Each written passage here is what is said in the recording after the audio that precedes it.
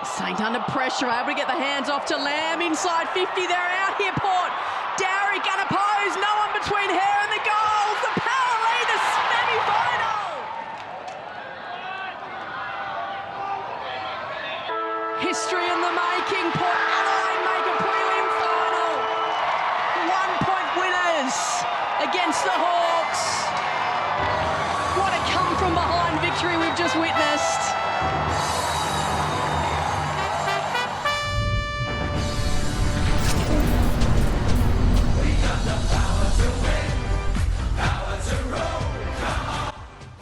All right, hello and welcome to the Creedcast. My name is Dave, and as always, thank you for joining us. This is the podcast for the preliminary final bound Port Adelaide Lady Pear. One of the best finals wins in Port Adelaide history, and I'm blanket statementing that. I think it really goes down as one of the best wins. It goes down in the pantheon with your whether he's Scott Hodges heroics in the 90s, the St Kilda prelim in 2004, the Hawks one just this year. Hawks don't want to see Port in finals. It was incredible. The biggest comeback in AFLW history from a three-quarter time deficit. The record books were just crumbling on the weekend as the Port Adelaide Footy Club kept on announcing itself to the world, the AFLW world, in one of the greatest games of footy as a Port fan I've watched in a long, long time. I just was full of pride, elation, every emotion that you can feel, and just pure joy in football was there. Oh, let's get into it, Jamie. I know you're just champing at the bit to get into it. Are you not entertained? As I thump my new desk and almost break everything. Yeah, that's shaking, Dave. Hello to you, and hello to everyone listening. Thanks for joining us. Yeah, fucking awesome display on Saturday night. And I just want to start with a quote from Jason Bennett in the commentary. I think it was about 2.5 minutes left in the third quarter. He said, "Everything's under pressure for Port Adelaide. Their season hanging by a thread all of a sudden."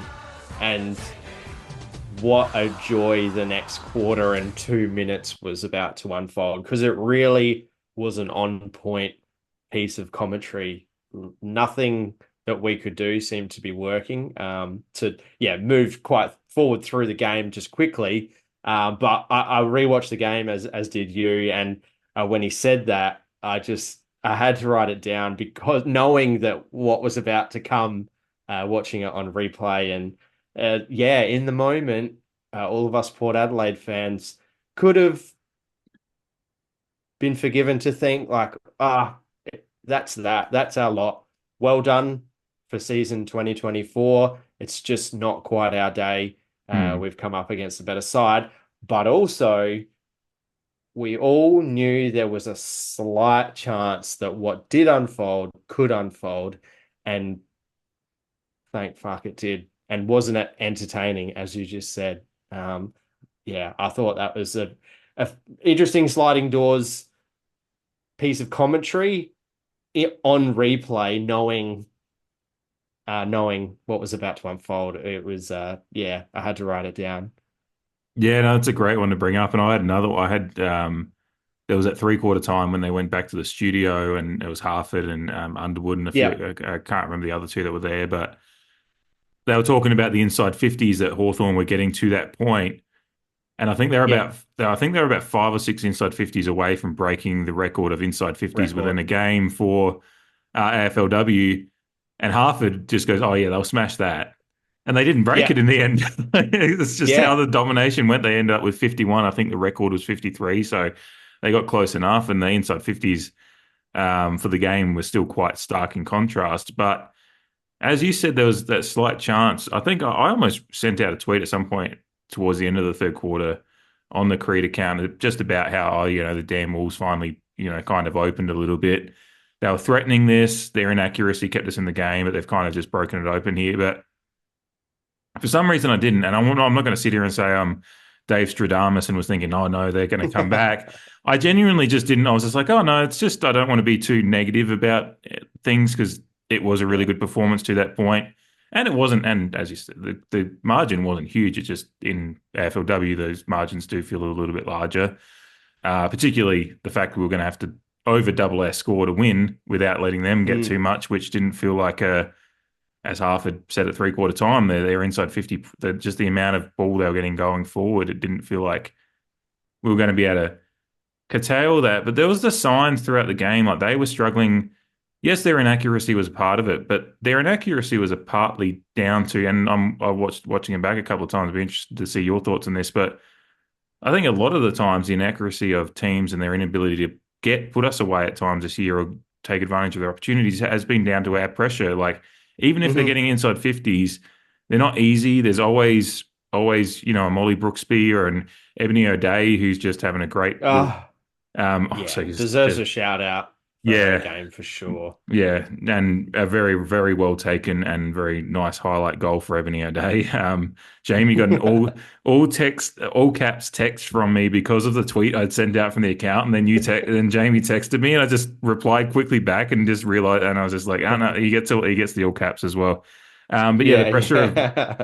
the pressure of those, Emily Borg obviously goes Oh, the without whole saying. defense, like yeah, Tegan Yeah. Jermack, and then the players supporting down back. And as Daniel Harford said, we were defending as well as we probably could have been in the circumstances, with the Mhm. sheer fact that the weight of numbers were heavily in Hawthorn's favour. And I agree that they were kicking under pressure, but also there were a fair amount of rush behinds Mhm. sprinkled throughout those first three quarters too.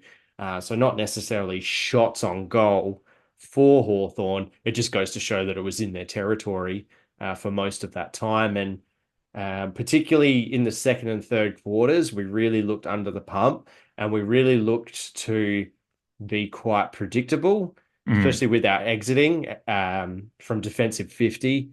And look, we are a fairly low possession chaos type team. And I just felt at stages in the middle quarters in particular, I thought our first quarter was very gallant, if you can use that in a female sense, Mhm. uh, to hold up. Yes, Hawthorn didn't put us away. They had quite a number of opportunities.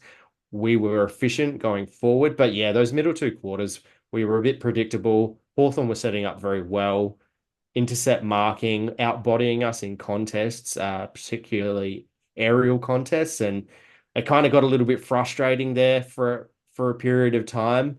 I thought that we could have tried a few things earlier, but thankfully, yeah, the scoreboard kept us in the game, and at three-quarter time, they actually did shift the magnets. They shifted a few around, and we just got the momentum straight away, and we didn't really let it go clearly for the rest of the game.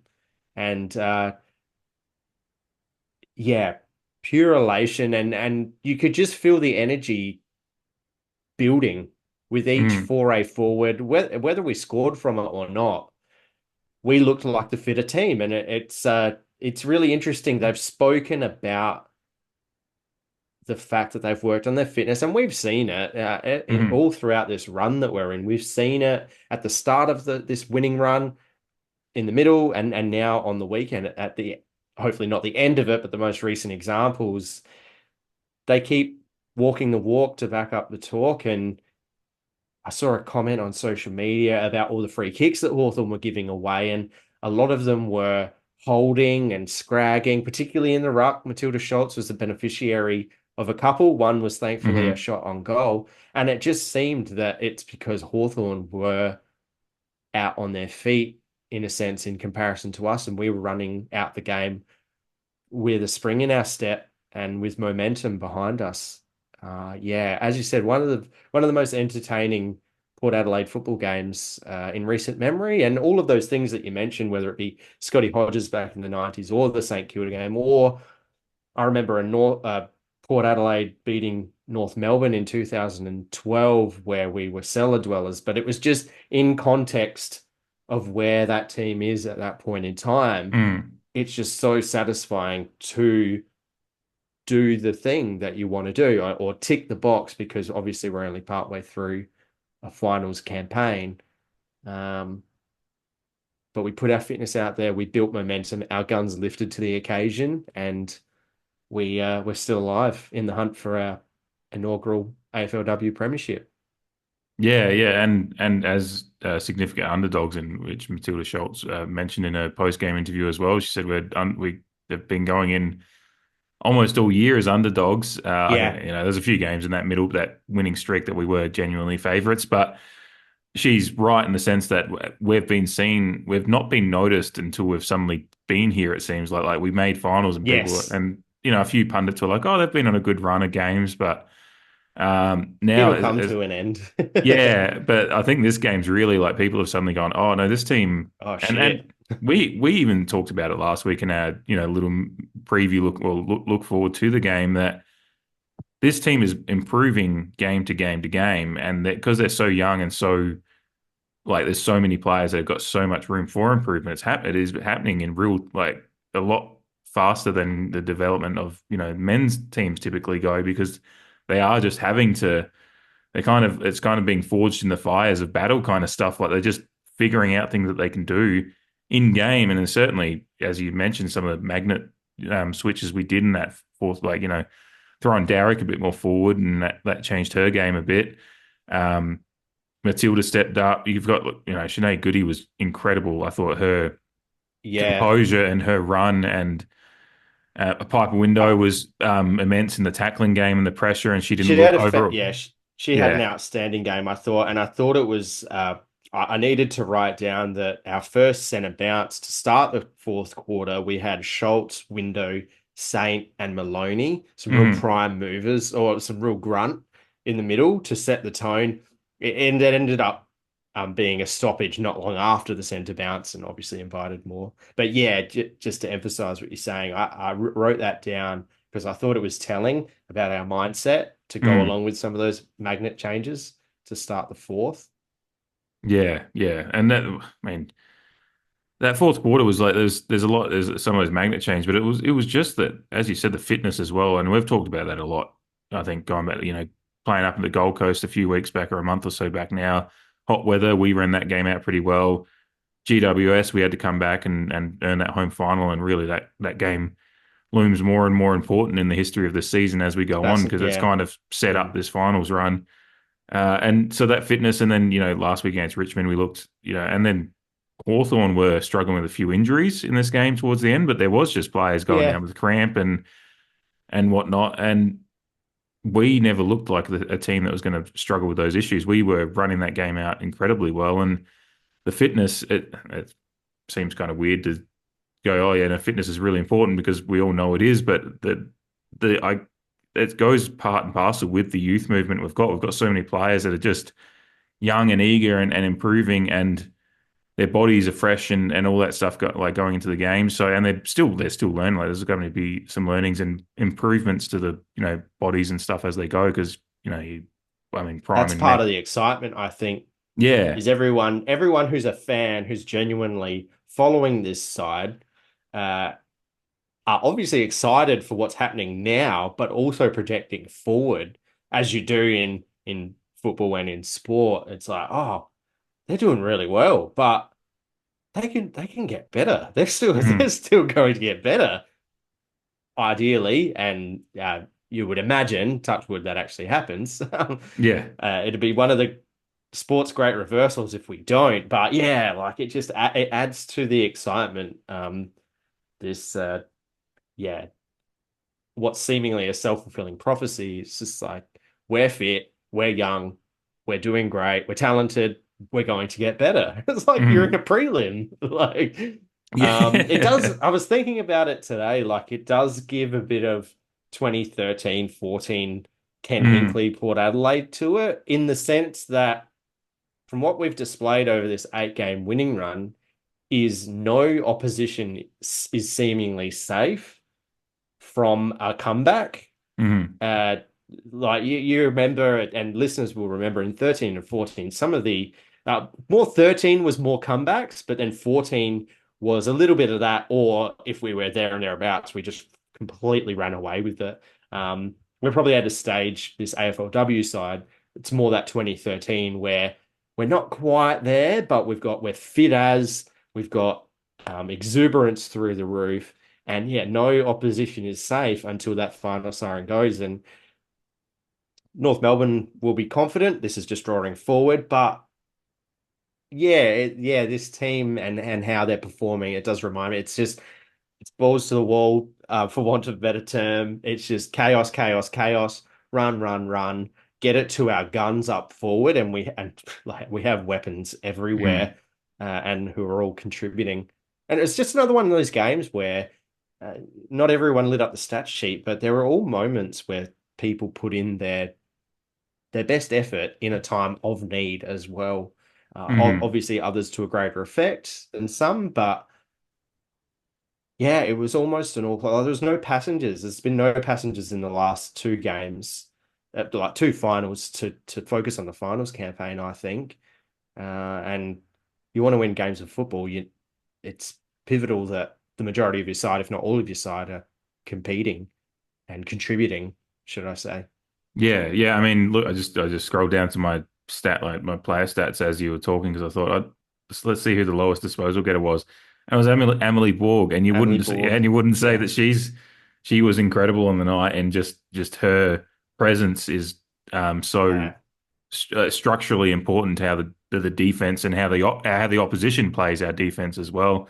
Tegan Jermack was the next one. Sachi Syme, who popped up huge in that, almost had a couple of goals. She gave Fucking what a super boot. that roost that she Like, gave that hit the post, which what, three or four yeah. posters on the night, I think. Four. I counted them. Four I because counted it was them. Houghton to Teakle had one right, Tiku. and Yeah. then Syme, yeah. Syme. Houghton might have had. No, she didn't have two, surely. I thought she had two. Um, I'm actually going. The commentator said she had two, so I was just believing them. But all right. Well, they could be yeah. wrong though too. But yeah, she definitely had that one where she wheeled around and like after the Ashley. Just, I think that was. I guess I can bring it up now. I messaged you on the night. I said, and the commentators talked about it with Houghton too. They said you get that with Houghton sometimes, and I'd already texted you about how she reminds me. And I say this now for anyone that doesn't watch Liverpool or Premier League soccer in general, might Yes. be a little bit, but I'll try to explain it as best as I can. I'm a Liverpool fan, and Jamie is too. So apologies to those that aren't. But there's a player we have for Liverpool called Darwin Nunez, who is a striker forward. He's a bit of an enigma, a mercurial player that some Liverpool fans despise, and then some Liverpool fans like me. So this is why I'm making the comparison positively. I love him because he does frustrate. I watched a game last week where he scored a great goal to open the proceedings against Aston Villa in a game we won, and then by halftime I think he could have had a hat trick, but he missed a couple of chances. But what I love about him is he's always present. The reason he gets so many chances to miss more than any, because I think he's got, a fairly high number of chances missed in the Premier League, but it's also he just puts himself in positions. He's always there. He Yeah. plays with a real chaotic energy. Mm. Always puts You have himself to in pay play. attention Yeah, to him. you have to be very, very attentive to him as a defense, same as you have to be with Gemma Houghton, and he will punish you if you give him enough chances. And Gemma Houghton, she's not she's actually pretty pretty reasonably accurate. It's more some of those moments where it's just like just take a second and go back and kick it rather than Yeah, yeah, yeah. yeah. And I thought Um, it's just a funny bit of self-reflection, but also of where the AFLW are going in the hearts and minds of fans like myself. Is yeah, Houghton had those two kind of. She wheeled around on the left, but as you said in the text message to me, like it'd be good if she had a left. And I yeah, said, well, I think she probably could have snapped it still, particularly the first one. And then I saw the replay, and I was like, even the second one. But yeah. then she did wheel around on the right, and yeah, and she missed it. She hit the post so on But that one yeah, for sure. So like and wasn't and in the far off. moment, I was like, because we'd got the first goal of the quarter, I think by that stage. Yeah, Uh, Dowrick had snapped that oh, one she'd out of the snapped that yeah, that quick one one, out. yeah, Yeah. and then yeah, we were pushing because it was behind goal, behind, and then oh no, it was behind goal, and then Houghton had the chance, Hmm. and I was like, fucking, and I nearly threw my phone. Is what I said to you. It Yeah. was a little less, dramatic than that. Although it was very heated. But what I'm trying to say is that's where we're getting to as a football club, as a fandom, the AFLW. It's invoking a lot of passion. Hmm. Funnily enough, though, she turned it into a 7-point play by taking a fantastic contested mark just moments later. Yeah. And she was like, she'd put the hands like, all right, slow down. It was almost as if she was, and then I think she kind of flicked her hair or something, and you could tell she's just like, yeah, fucking stop this time and take the Yeah. kick. Because she's actually quite an accurate kick. She is, yeah. Again, kicking goals from that right hand pocket where Hmm. at Alberton, Gemma's pocket Gemma's is obviously pocket. the right hand pocket at the Quinn stand end. So yeah, it's just obviously we've been following this side since inception, but obviously more Mm. closely this year talking about it. And it is a bit of a playing with house money, like, oh, we've got nothing to lose. But yeah, in moments of football when it's invoking such passion, it's like, oh yeah, like we really care. Like Yeah. it's not about, oh yeah, well done. Like it actually means something to us now. And I guess that's a sign of where we've come as a club in the context of the competition itself, which I thought was funny. Yeah, we've kind of Through broken a bit through. of self-reflection. Yeah. That was funny. I think about the time that you almost threw your phone, well, after she kicked that, I think I texted you like that was the most Gemma Houghton minute ever. Like, Yeah. Yeah, and there were again, so many text messages like flying around during this game, as I'm sure some of our listeners and yeah, with their family or friends or whatever. It's like it was so, particularly that fourth quarter. But yeah, different moments throughout the game made mm. it enjoyable. Just yeah, some of the dialogue going across. It is, as you said, it is good that we've gotten to this, but now like the team and the club and the fandom has gotten to this point. We've broken through that, and we are cognizant that there is a lot of development still happening. Like this is actually For just sure. surprising to be in a preliminary final. As much as we love it, we genuinely didn't expect to be to this point this year. So the developments happened faster. There will still be teething problems because then it's going to be, we'll see what happens next year and even this week and then going forward. But the trajectory is good. It's, there might be some bumps in the road, but we've broken through that. Oh, we're not going to win much, but we just need to see some development. Now we're getting results and we're getting development, and then yeah, we'll see maybe some bumps in the road. It's probably inevitable. It's sports. It happens. Um, Yeah, for sure. but yeah, we've broken through that. That now we can be in front of the TV on a Saturday night watching a final and getting a little sweary and Yeah. clapping Fucking just loudly. stop, Gemma. Just Yeah. stop. Take the set shot. Yeah. But I'm sure my neighbors heard some like loud clapping and some fuck yes and oh, god damn it and all that kind of stuff that happens. So it was, yeah, it's Yeah. a really nice place to be. Yeah, Gemma's game, even her putting herself in that position to get her head almost taken off in midfield where she got that free kick because that player didn't had no idea she was there, but No Gemma idea. just came Yeah, it was kind of flying. manufactured. Yeah, but she came flying through and just made the contact happen and just like again, that's the thing, just being present in the game and making your influence known somehow. And yeah, she took a couple of great marks. She had one again, another Gemma moment where it's like the ball was coming towards her, and I think she almost didn't realize it was going to come just right. Like she probably expected a spoil, maybe, and it kind of came towards just the breadbasket basically, but she missed it because. So it was just one of those games. But it's Yeah. one of those games we don't win without her because she just provide and probably extrapolating out to the forward line you mentioned. And Ashley Saint didn't kick any goals in this one, but she was up and down the field taking the defensive mark early in the game, getting handball assists out in the They middle. haven't even counted that. Oh, sorry. I was going to say they didn't even count it as an intercept mark, but I think I've just realized that that's another one of those stats that they don't make available to us. Yeah. Um, us fans, us sorry fucking chumps. Yeah. Again, give me a job just doing Port Adelaide stats on Champion Data, just that Yeah. part, and Port Adelaide women's, and I'll do it. Yeah, but like a great mark and like real settling, and she just was doing stuff all through the ground, whether it be clearances, some real in and under handball work, like just for the go ahead goal that starts from Ashley Saint getting the handball out to Kirsty Lamb, who then gets it out to space for Darrick to, the go ahead goal, and then they go ahead and then, Yes. um, Yeah. but yeah, Still a good piece of play. oh, an incredible piece of play. And Darrick just turning on the Jets and showing what a professional she is because her two goals were incredibly well taken, two very different goals, both Yeah. in general play, but one, a snap out of a contest and, or, Well, that just showed like where we were mentally, and Hawthorn were just in disarray when Derek had a mountain of space, The commentators mentioned it. and They said, Lamb spotted her up. yeah, Like the Hawthorn's commentators. defenders were all at sea. They were all grouped together, top of 50 almost, and Mm, it's just like, and the commentators like, how did that happen? Like Derek's just found a paddock yeah, to work with. no keeper on the line or anything like that. Like they just didn't have. And then, later in the quarter when we got ahead with a minute and a half to go at that point, the commentator said Julia Teagle's back behind the ball, and we've seen her do that before and have. Yeah. She did it against Freo. Unfortunately, it didn't work earlier in the year, but she took a couple of marks, really good defensive marks in that game when we were trying to hold a lead there.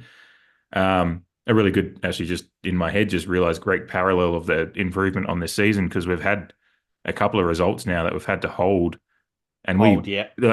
we held this game. Obviously, when they get their, which by the way, if we'd lost this Yeah. game, I would have spent Yeah. probably 20 to 30 minutes talking about how Borg was held and that go-ahead goal for Hawthorn. Borg clearly got, you can see, and when you watch the replays, there's just arm grappling around there. Like that's, It's just so obvious. yeah. And she's And she like, even arms out like yeah. like I've spent half of today watching NFL and I've seen a few pass interference calls that were less clear than that and the flags come out. So, yeah, that was I that. gotta say though, I think the umpiring was pretty decent across the whole night. There's obviously some glaring ones like that, which you do get, and thankfully it didn't cost us. But Mhm. I tend to think that the umpiring effort was pretty decent across the night, as you would probably hope for in a final. But we've Yeah. discussed on a few occasions that um, you're getting some of the other umpires in the umpiring fraternity. And yeah, just wanted to pay them credit because, yeah, although that one was so frustratingly obvious and not paid, hmm I tend to think that they had a fairly decent night, the umpires. Yeah, yeah. I did make there was a few holding the ball ones that were questionable, but then I saw one go our way at one point too. So I was like, okay, so at least there's a consistency, even though I'm a bit confused Yeah, by the decision itself yeah, because it would be like yeah. after a handball got out, so whether they were just counting a 4 Mississippi kind of thing and just There, going well, hard. actually, yeah. Now It that was you like it say was hard that, on the hard, yeah, it was like hard on the line of like a certain amount of time, but it was like the contact, like the tackle wasn't really quite held, and they had their arms open, and so it's like they were genuinely and they waiting, got a handball. and they got a Yeah, handball I out, and know it happened. Maloney got done at least once Yeah, in and there that was one fashion where more it was a for clear us, handball. but then we got one very similar. There was one where a Hawthorn player did get the handball out, and then they called on the ball. I went, and at that point we'd already had the two against us, and I sat there and okay, cool. At least they've called it the other way as well. But Mm, all three of them were not holding the ball to me, so that was kind of the. yeah. But yeah, there wasn't a whole lot. But yeah, that Emily Borg one, if we'd ended up losing that game, I would have I will been also irate. say that yeah, I would have been irate, yeah, for sure. The Ash Saint front on contact non-call.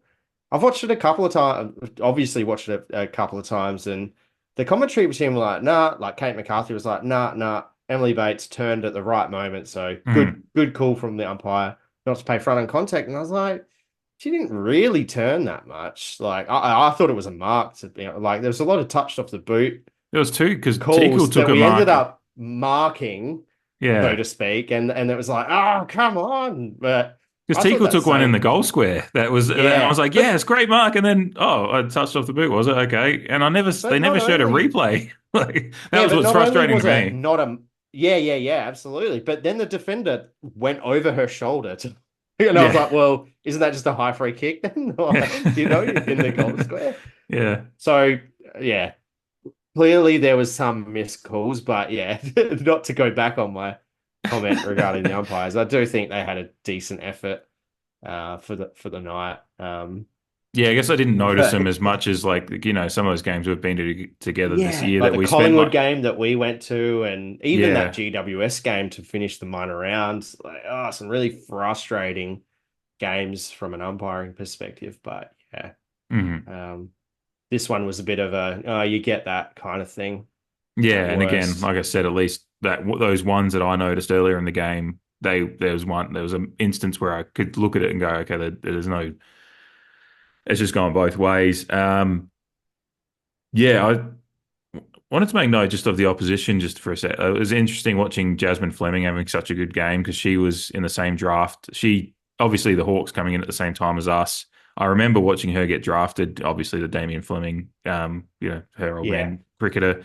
That I kind of noted that when she got drafted at the same time as Hannah Ewings and obviously Sarah Goodwin, who's now not with us. But the way I said that sounded like she's not with us, like on this Yeah, may um, she rest in peace. mortal on this mortal coil. No, she's just at the Crows, which same. But no, Yeah. It's a retirement home, so yeah.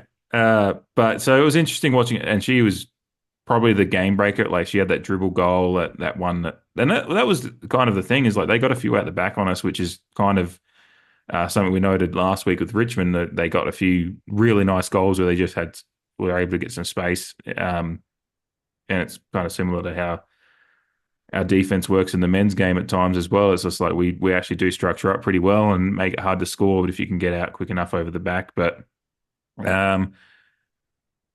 I thought the effort, considering some of the runners they've got, I'm forgetting the name of the other one. I'm still really bad with opposition Well, they had watching Eileen AFLW. Gilroy on a wing. Yeah. She's listed as a forward, but she was more on the wings Mhm. for Hawthorn. She's an Irish player. Yeah. Fantastic boot on her as well. Just a huge kick, damaging, penetrating. But Mhm. yeah, they seem to turn it on. But that's where, although we both sides like to score, it was the difference in game style. We like just down a layer was they were utilizing a lot of handball and uncontested possession, which a fair amount of sides have coming up against us. And it's not like they've changed their game plan, but it's just how they play. But Yeah. yeah, there's several games where uncontested possessions and handballs, the opposition have won by far just to see us win the game and on some occasions win the game quite comfortably. Yeah. So 93 we're kind handballs. of maybe not changing the game a little bit, but we're just doing it differently. Mm. And it's predicated on our use of our weapons within the side and getting it in their area. Yeah. 93 handballs to 37, obviously in Hawthorn's favour. Like, um, Yeah. actually, and but with the kicks, it was 132 to 144 in our favour. So, and they actually on the season average more kicks than us, as well as handballs, obviously. So just disposals in general. But yeah, but the contested possessions was we were +7 on that, which I think in the last quarter is when we actually because the last quarter had some incredible stats. We sorry, I'm looking for my stats. Oh yeah, we won contested possession by 20 in the last quarter. So that's the +7 at the +7 at the end of the game was -13 at 3/4 time. So that's how like we absolutely dominated that. Won inside 50s by 11 in the last quarter, and for the game it was 51 to 29. So we turned a lot of stats on their heads in that last quarter. But Yeah, I remember overall, the banner on Fox Footy at quarter time, and yeah, Hawks were that far in front in even some of those stats that we came close in the end or won in the end, like contested possession, clearance, like mm, some key stats, they were well ahead. And it's massive. it's just amazing what happens in a quarter of football. Yeah, it's great that we as our clearance. I mean, this is where we can. I mean, give her time, although I'm sure she might come up again later. But hit outs again and clearances and center clearance, stoppage clearance, and hit outs, and we won all quite handily in every. Hit outs was 29 to 44 in our favour. Clearances total, well, we'll just go center clearances 8 to 4, so double them there. Stoppage 29 to 19. So it's unfortunate that we did lose the inside 50s by that much because then it obviously meant that we just couldn't get the ball too far forward from that at times during the game. But we were the bread and butter of this team over the next decade is going to be built around not just this team, any team is going to be hit outs and stop and clearance your clearance Mhm. game, and in both facets. You obviously want to be winning it out of the middle, but you want to have a really good stoppage game as well, and that's kind of where even this year when center clearances, if it's a lower scoring game, we haven't been able to have as much of statistical dominance there. The stoppage we've often been winning this year as well. It's the likes of whether it be your Darricks or whoever Derek. else. Yeah. Yeah, your Maloney's as well as often in there. And Yeah, then Kirsty Lamb. your Ash Saints and obviously Matilda Schultz as well, who had Yeah. eight odd clearances in this game. When teasing forward the stats a little bit, but yeah, just I think yeah, clearances for in that last quarter we won 13-2 as well. So that's just we kind of that dominance that we were building. You know, it was kind of evening. We were building and evening it out across the game, and then the last quarter we absolutely just smoked them like off the park. Yeah, And again, absolutely that's did. fitness and all that stuff as well that we were talking about earlier. But just all those stats, it just goes to show that a lot of the stats don't. All of the stats matter, but it's as I've talked about before with you on the podcast. It's like it's kind of like studying history. Like there's numbers and events that happen, but then you've got to put it all together and then find out why it happened and the context for them is important. And so yeah, we lose disposals and handballs and all those things, but it doesn't matter because of how we play. And as long as we're winning in some of those key statistical areas at the right time, and then obviously holding back, having a good defensive structure to hold off when we're under a bit of pressure, which yeah, you can't be like that's what makes this game so, some people might be thinking when we were saying earlier, like one of the great performances, and you look at the middle quarters and go, well, there's not much to watch there because they're under pressure the whole time. But for us that enjoy the achievement of holding off, you sit there and go, oh, then that's just there's some great individual efforts in those. And as Ebony O'Day just charging into one on twos, like she's just Yeah, just and a wrecking ball. disrupting enough that she Mm. brings the ball to ground, and then someone else by then gets in to help her and makes a stoppage rather than the 2-on-1 that she's getting into turning into a ball inside 50. And she was she was a wrecking ball coming out of that defensive 50 and kind of making contests up there.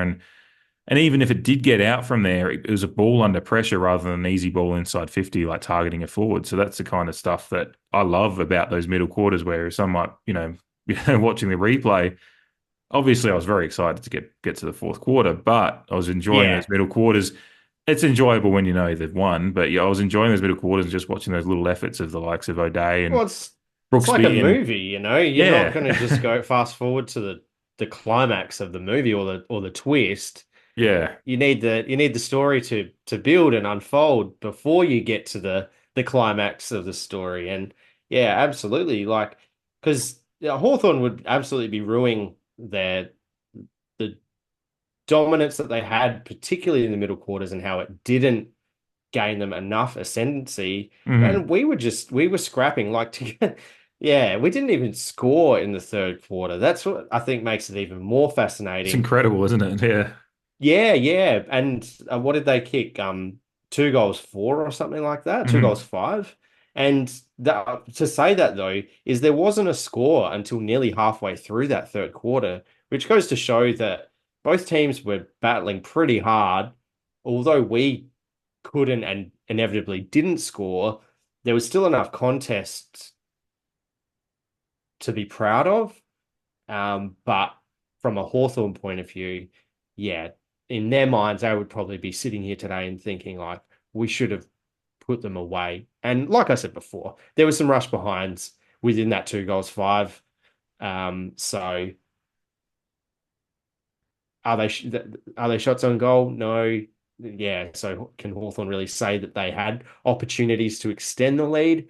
Sure, they did, but probably not as much as it seems. But the point is that we were holding up very well.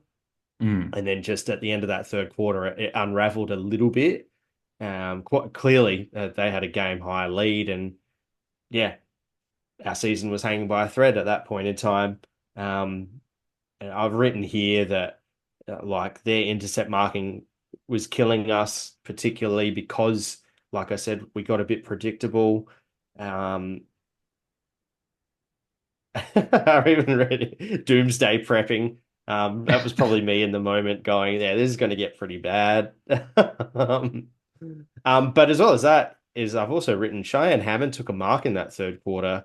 It got knocked out pretty late in her kind of having the mark. I think it was by Gilroy, and That then was it a actually mark to ended up me.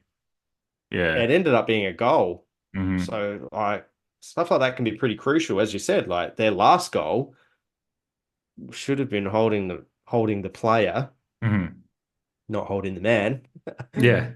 Um, but yeah. So like, yeah, I guess just going back through some of these notes, and yeah, like you said, we all want to go to the fourth quarter, but I've got so many notes from the middle two quarters and obviously the first quarter.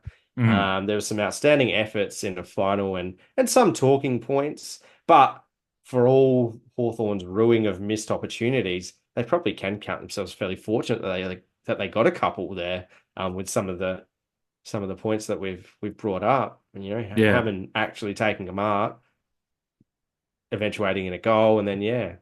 So Shout out to Cheyenne Hammond as well, because she went off looking in a decent amount of pain. What was that, late first oh quarter, in the yeah, I second quarter, I think maybe? think it was the second quarter. Yeah, Yeah, and so I don't know what exactly. I actually don't know what's happened to her, and I guess we'll see an injury report tomorrow. But I assume she's fine because she, obviously she took that mark. She came back on. There was a little. I remember watching the replay back. There was a little high five and smile with one of the coaches when she was getting ready to come back on. So she looked in reasonable spirits coming back on. Like yeah. she I was think it in. was a corky or she got winded.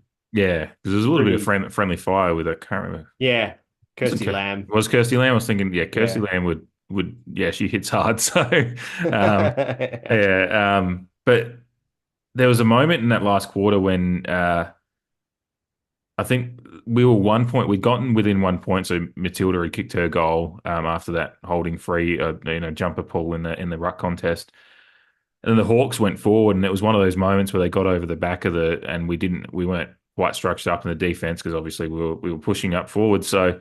And it got over the back, and it was Hammond and Brooksby were chasing hard on like a couple of Hawks players that were in front and in Yep. position to gather the ball, but because they were chasing so hard, whoever the Hawks player was just put boot to ball to try to soccer it through, and it was probably a She decent shot. did. And Yes. she Yes. hit the post, and like with Oh, in I've a wrote moment that where you, down. it was almost a moment where Stevenson. yeah. Yeah. It was Yeah, which I think Stevenson for Hawthorn. she was playing her 50th game, I think I heard mentioned a couple of times in the telecast. It might have been Right. I heard someone was. Yeah. I thought it was Louise Stevenson, but Stevenson. yeah. Um, but that Well, just and go you look that back and that you're like, you probably could have still grabbed it and executed a more thorough kick at goal. But yeah. yeah, just that kind of They were panic right on the set in. tail though, yeah. And so if you They don't, were, yeah, you absolutely. would have had to wait for the right bounce to come up, like just and get gathered on the run. Because if you slow down any, then you're probably opening yourself up to one of those two getting a tackle in possibly. And For but sure. yeah, but it was just that the saying in sports like hearing footsteps, like she knew that they were right, Yeah, and she knew there was two players that are very young and fit, so they're not gonna be losing pace on you. They're going to be gaining, and even for their go ahead goal that ball got held on, Jermac was coming in, and she closed the space very quickly, and another step she might have executed a smother. So there was constantly pressure from our defense, even if when they'd been pulled forward a little bit, because and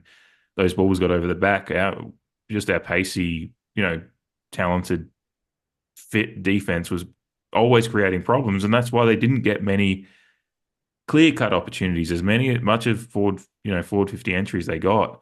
Um, they weren't, taking, the marks inside 50. I think they won by +1, but it was 8-7. So yeah.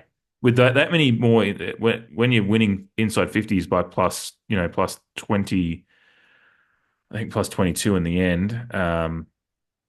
You'd expect to have a few more marks inside 50, but that's kind of what I was talking about with stats. Like you look at the marks inside 50 more than you look at the inside 50s because that if it's evening up and they're not, yeah, and that's Exactly. Yeah, that's why we end up with it's a a fair point to raise, yeah. and it further exemplifies how good of a job our defense was doing, like how they were performing Mm. And in even the that defense of the in those ball pressure going moments. inside the 50, like there was the midfield was, they were getting beaten a bit, but they were putting pressure on the ball carrier going inside 50 as well. Yeah. I agree, and I thought it was interesting that like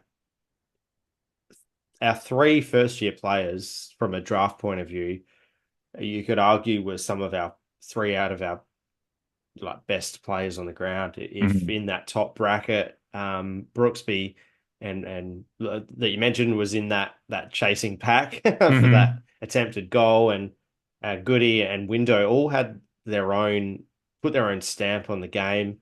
Um, Whereas last week I felt that it was um although they did perform reasonably well, some of our more senior leaders kind of really flexed their muscles against Richmond. And not to say that they didn't this week, some of them absolutely did, but it just furthers that growth and improvement perspective where some of our youngest players are already some of our better players on the ground in finals, and they've got so much room for improvement. I got so many notes here, including a window in particular. I thought, Ebony O'Day was a wrecking ball. I thought Piper Window was definitely a wrecking ball, and again has me ruining the fact that pressure acts aren't recorded or at least provided to fans in the AFLW, because much like my sentiments for Juzzy Mules Robinson last week, I think Windows pressure act numbers would have been through the roof for this game in particular. I wouldn't surprise me at all if she led that particular stat. Unfortunately, we don't have access to it. But yeah. And she had pressure acts and things like that, gravel gets and shit like that, they do record them because Fox Footy get them. But we don't see them. And yeah, Ash Saint, there's so many statless impacts on the football or play, even in those middle quarters where I think she only had 2 genuine disposals across the second and third quarters. There were so many statless performances for her that you go, well, like, I saw it, I know these things happen, but there's not the stats to back it up. But it's like you had an impact on this game, regardless of the fact that for those 2 middle quarters in particular, the disposal number is quite low. So you did way more than that. And that was prevalent. And it's it's one of those games I've written down a lot more notes than I usually tend to, quite honestly. There was a lot going on. As you know, that's because I've watched it. I tried watching it a couple of times already and couldn't get the whole way through. Just kept falling asleep on the couch. So when I sat down and watched it today, and I was like, I'm really going to just lock in and enjoy it. And obviously really enjoyable, but really handy to have those aspects at hand and written down, because you could, as you kind of said before, you can easily kind of sweep those down quarters aside, but there's a lot of shit to digest. Shit for breakfast. Oh, I was shitting your work day. I did mention to you, it's interesting because you brought up a few weeks ago, and a very very from the heart thing about how sports can come, and obviously my work day it pales in comparison to your personal reasons that a sporting moment could lift you up, but it was I had just one of those days at work, and I literally had a shit day at work. Yeah, quite literally. Blocked septics when they shouldn't happen. Just a pain in the ass to deal with. So getting home and just having the tonic of that win was, again, just one of those where you just sit there and go, God, there's always sports can just light up your day, and it absolutely can. But those middle quarter, it'll be interesting to see what they, what the tape rewatching and learnings will be from it, because those middle quarters have a lot of positive stuff as well, because you sit there and go, we're under the pump, but we somehow held on. I mean, maybe that 7-8 minutes at the back end of the third quarter aside, but even then they still missed a couple of opportunities in there too. They could have kicked a couple, because they kicked 2 goals for in that time in 8 minutes, so there's still missed opportunities that they had due to our pressure. But to flip that script and have it go 4 goals 6-1 in that last quarter was quite incredible as well. It's just outstanding. It beggars belief how that can actually happen. And I think Daniel Merritt, in his press conference today, I think it was, he mentioned that, any lead is not really a big lead anymore, particularly in the men's game. But he said generally in the women's game, sometimes if you build a decent enough lead, it sticks around. But to just flip the whole game on a dime, we've kind of going around in circles a little bit, But But it's flipping those fun. stats yeah, it is. It's just so fascinating. Just to flip those stats that you said before, to go from 5 scoring shots in 3 quarters, including a scoreless quarter in that, Mhm. to then getting 10 scoring shots in 1 quarter of football to win yourself a game of football. And that just goes to show that not only did we win, we could have won by more in the end. And I mean, Hawthorn quite rightly could say the same thing. They could have Mhm. won and won by more had they won if they'd won. But yeah, because I mean, yeah, those two Sachi Symes shots on goal, like the Houghton one, like these are all pretty up and down, straightforward shots. Like Symes, I wrote Even Symes was a huge behind to go back to yeah. the Tony Lockett Yeah. moment. And it was a huge behind. Not that she has a huge behind. Yeah, but yeah, like that could have been a goal. It could have been a goal here. There could have been another goal somewhere else. Like, yeah, Mhm. it's just so fascinating how, and it's just we project like, oh, like if we switch it all on, like how damaging can this team actually get, or how could they be Mm. with that much firepower? I'd love to have seen an expected score from this game actually, because I'd like to know. Oh, I've Because completely forgotten about I know, expected score. just as Because you were obviously, talking, yeah, I don't yeah, think that the person that runs, well, the one that we look at, I don't think they're yeah. doing it for AFLW. I'll have to have a. I I don't might think have a. there's enough source material potentially as well, even Yeah. though there's been, what is it, 9 seasons. Hmm. Um, It'd just be interesting. Just without, I'd have to go back and watch the game with a particular eye to this, but it feels like we had a lot of good set shot opportunities.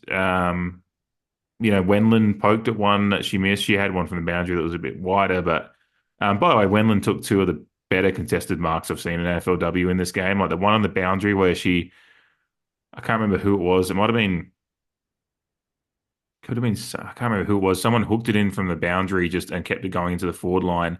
And Wendland just stood under it. And there was a couple of Hawthorn players closing in, but she just hung under it, stayed with it, and took Stayed, the mark yeah, as contact was coming. And then the one she took closer into goal was a really, really good contested mark as well. And then she had a snap out of contest so she didn't kick a goal in this game. Could have had three if sliding yeah. doors.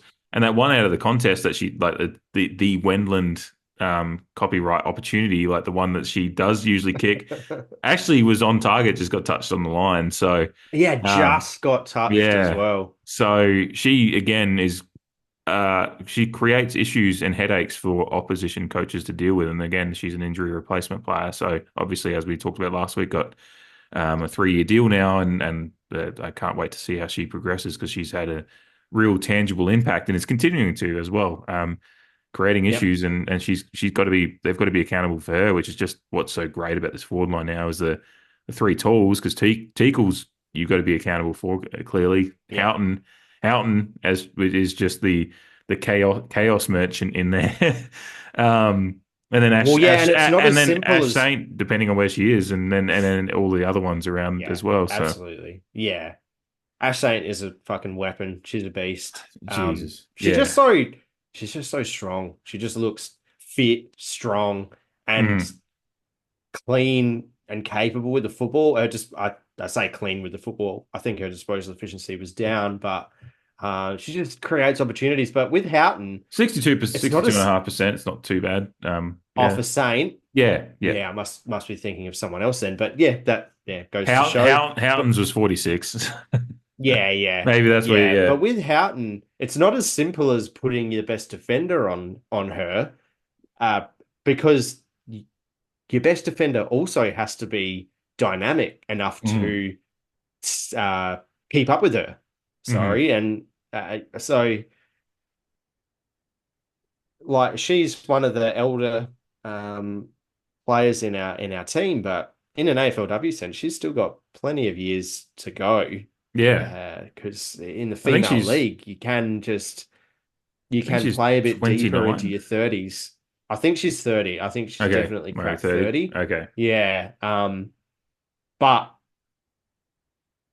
that doesn't matter. Well, Flip went to 37, 38, right? So, yeah. Yeah, there's plenty of players in W that are deeper into their 30s. It's just the nature of the competition at the moment. Mhm. But yeah, when you've got a Houghton that's fit and firing and just like don't know which way she's going to go, and you've got to be on as a defender from the first siren to the final siren because she Mm. can easily get away from you. And it's funny, we've rued some of her almost games earlier in the season, and this was a dominant game, but still an almost game because she could have absolutely ripped the living shit out of Hawthorn. She could have had four or Had five she goals if ticked they'd all the gone a bit different. boxes. Yeah. Yeah, yeah, exactly. Oh Well, my God. you Like, consider she kicked 2 goals too, and then she had those two that she wheeled around onto her less preferred side and didn't get a shot on goal. So if she gets those in a better position, that's another 2 shots on goal. So she had 6 what you could call goal scoring opportunities based on where she got the ball in clear space to, two, like I said, 2 of them she didn't kick, go for goal because she was on the non-preferred side. And but yeah, yeah, it's just like that's the kind of weapon she is, that she's getting 6 opportunities technically inside 40 meters of goal to potentially affect a shot and goal. So and yeah, she kicks 2 goals too. And as the commentator said, I'm not 100% sure, but she kicked 2 goals and 2 posters apparently, according to the commentators. So, and I know one of them yeah. did. I can't think of the other miss. So, um, yeah, she's incredible, man. Jeez, I love Gemma. Obviously, I talked about her comparison to Darwin Nunez, a player I defend with like quite heartily for Liverpool as well. So, but yeah, we haven't mentioned there's a few other, like obviously the likes of Kirsty Lamb has just proven to be such a good pick. And it's like it's all these senior players coming in, and then you mentioned Saint, just how good and fit she's looking. I think there's something about the leveling up of our younger players and the trust from the senior players being they have trust in these younger players now that they can Mhm. perform the actions that they want them to, and whether it be in interchange of possession and stuff like that. There's a few moments in this game I still went, that's something you do different. I think when Piper Window Dowrick handled to Window, and when Window kind of And she paused for didn't him. give the 1-2. Yeah, because Dowrick was wheeling around Yes. into space, and I was like, "That's Dowrick kicking for goal." If she get, but Window kind of took it and 100%. then just kind of skied it forward. That's one of those moments that I'm like, that's still a development moment. We're still going to deal with those ups and down moments within games and over the next couple of years as these players develop. But the fact that we can have those moments that we look at as a real, like, that's a missed opportunity, and then still win a game and win a semi-final against the second place side in the competition is just like, Yeah. that's the kind of thing. And that's the trust that the players, the more senior players have. Not that Dowrick's still quite young as well, but she's senior compared. She's got a few years experience based compared to Window, but they've got enough trust that they try these things. Sometimes they don't come off, but because of the just weight of opportunity, the sheer amount of opportunity we give ourselves, especially once the ball gets inside 50, we've got to be one of the most dangerous teams if the ball's getting in. That's the thing, is like we needed half the Well, opportunities of Hawthorn to yeah. generate a winning We won score. that stat line, but we fucking smashed it. Efficiency inside 50. Yeah, Hawthorn's was 35.3%, and ours was it's 62.1%. incredible. It just goes to show what you're saying is we don't need many opportunities to put her on the scoreboard. Mm, Uh,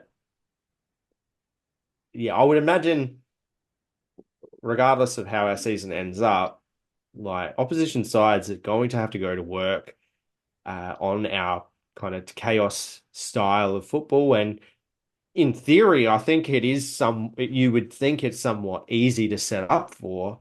But also, we've got another preseason where we can mhm. actually expand on some of our ball movement strategy. But right now, in the here and now, yeah, just um, keeping it simple, which I love in sport, Mhm. pretty boring like that because most of the time, sticking to the fundamentals and keeping things simple generally works in your favor. Obviously, talent kind of puts some cream and a cherry on top of some of those fundamentals, but typically in sport, the most well-drilled team that sticks to the fundamentals for the longest wins games of football. When we have work to do on some of the Australian rules fundamentals from an execution point of view, from like kicking and marking, which is something that we've definitely spoken about on here and in private. But we're sticking to a very simple game plan, and it's just amusing to me.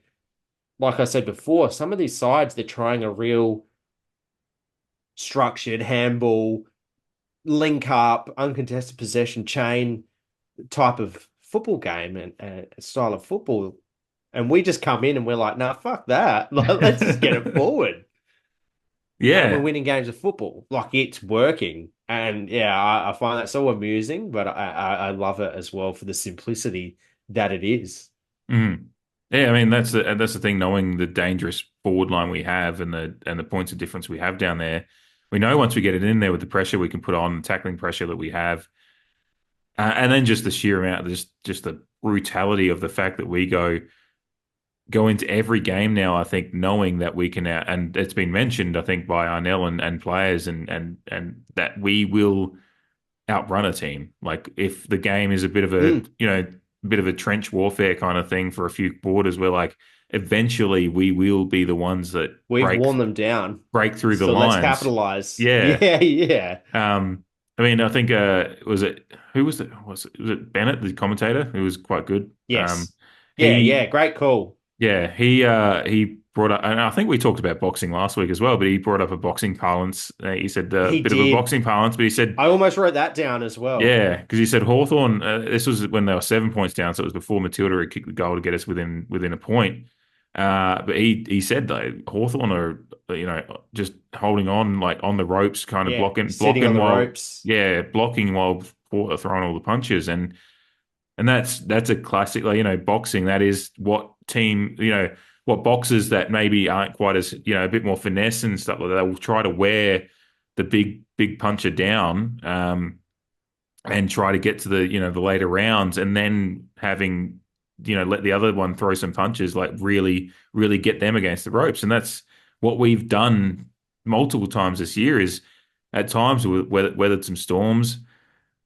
Geez, I mean, the West Coast game earlier this year when we didn't score in the first quarter and they scored 3 goals two or whatever, but we adjusted and went into the corner, got a few of the cuts tidied up and put a tag on Ella Roberts, and then went back out and turned the game on Yeah. its head. And we've done that. We did that in this game again. I can't remember who it was. There was a Hawthorn player at one point in the last quarter who just, when the ball went out of the 50, you could just see just out of the corner of the camera that she's just down on, doing the cramp stretch in the background, and Yeah, right. whereas we Yeah. didn't see any of our players in that kind of position. Mm. So yeah, I love that. And then Well, and in realistically, Hawthorn, their one key injury for the game, and what an innocuous injury it was. the Like they finger. did have players coming off like at stages, but it didn't say, I think they ended up all coming back on the field. They showed their interchange list and the times that they were on the bench, and obviously Anya McDonough was off for quite an extended period of time. But the others were on the bench for like 2 minutes or something like it was all Mhm. fairly shut up and down. So yeah, it wasn't like they had a whole interchange bench full of injuries. Like potentially there was little nuggets of comments alluding to that kind of thing. Uh, so yeah, and how much influence McDonough would have had, particularly in that last quarter. Maybe they would have swung her back because she's a forward. Mhm. Um, Not sure, but they weren't as much of a walking wounded from an injury point of view as what you might imagine, or what you maybe were led to believe late or during that fourth quarter. Uh, but like you said, their players were still like suffering a bit of cramp and yeah, they are clearly running out of gas, Mhm. which left the door open and Yeah. kicked it down. Yeah, it's one of those. If that quarter had gone an extra 5 minutes, not that I would have liked it to, but I would have been confident that we would have been the ones still making the running. Extending.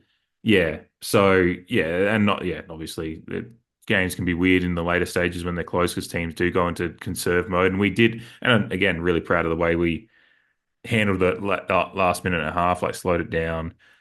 Extra time Can't would have been interesting.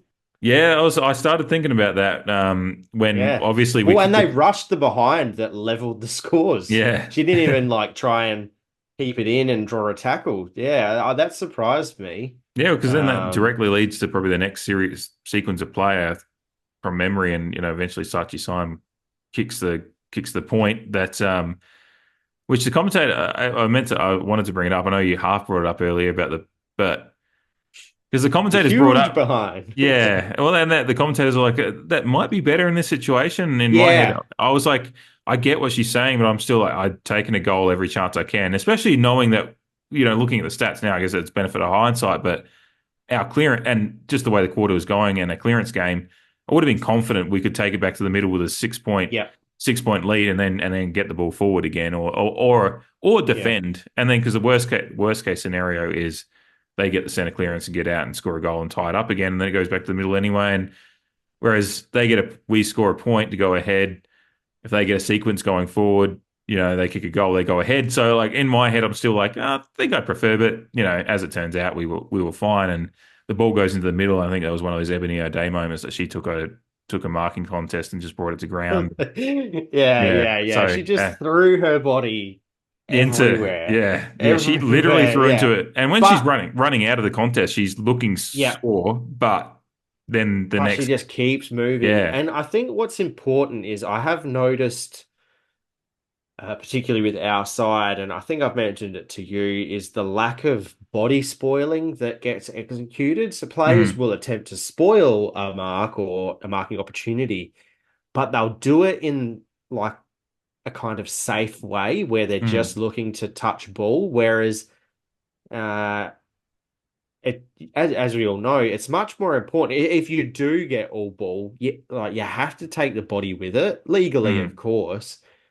because or else you leave yourself exposed to fluffing the spoil and being immediately out of position and leaving Mhm. the your opposition player open. But with and I think Ella Bogue, maybe on one occasion, there's several occasions. It generally is it's another improvement opportunity. Mhm. But Ebony O'Day always Yeah. makes it count, which I really appreciate Yeah. because it has such a flow-on effect. You spoil the ball, you take the body, you invite time for your teammates to help you out, and that's exactly what happened Mhm. every time she kind of got herself in those situations. Is she impacted the ball, she impacted the body of the opposition player, and the help arrived. And I I think it thought brought it it. was a fantastic effort. Yeah, I think that one was about with a minute and a half to go, and obviously we got the point ahead, and I think it brought it to stoppage, and then it takes seconds off the clock. It lets us get set behind the ball as well, and I think it was probably about that time the commentator said that Julia Teakle had gone behind the ball, so it just slowed everything down in the middle of the ground. Yep.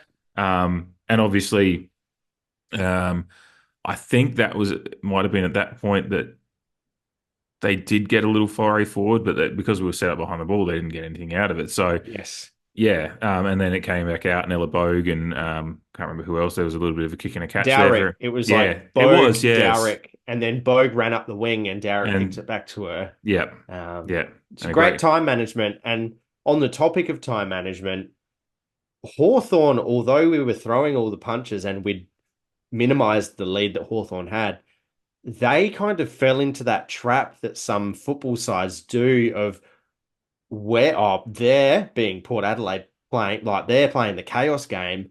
We've got to match it and then Mhm. get the goals back to get our lead back. When I felt they had plenty of opportunities to manage the clock a bit better, but they just fell into that mental trap of like there's chaos everywhere.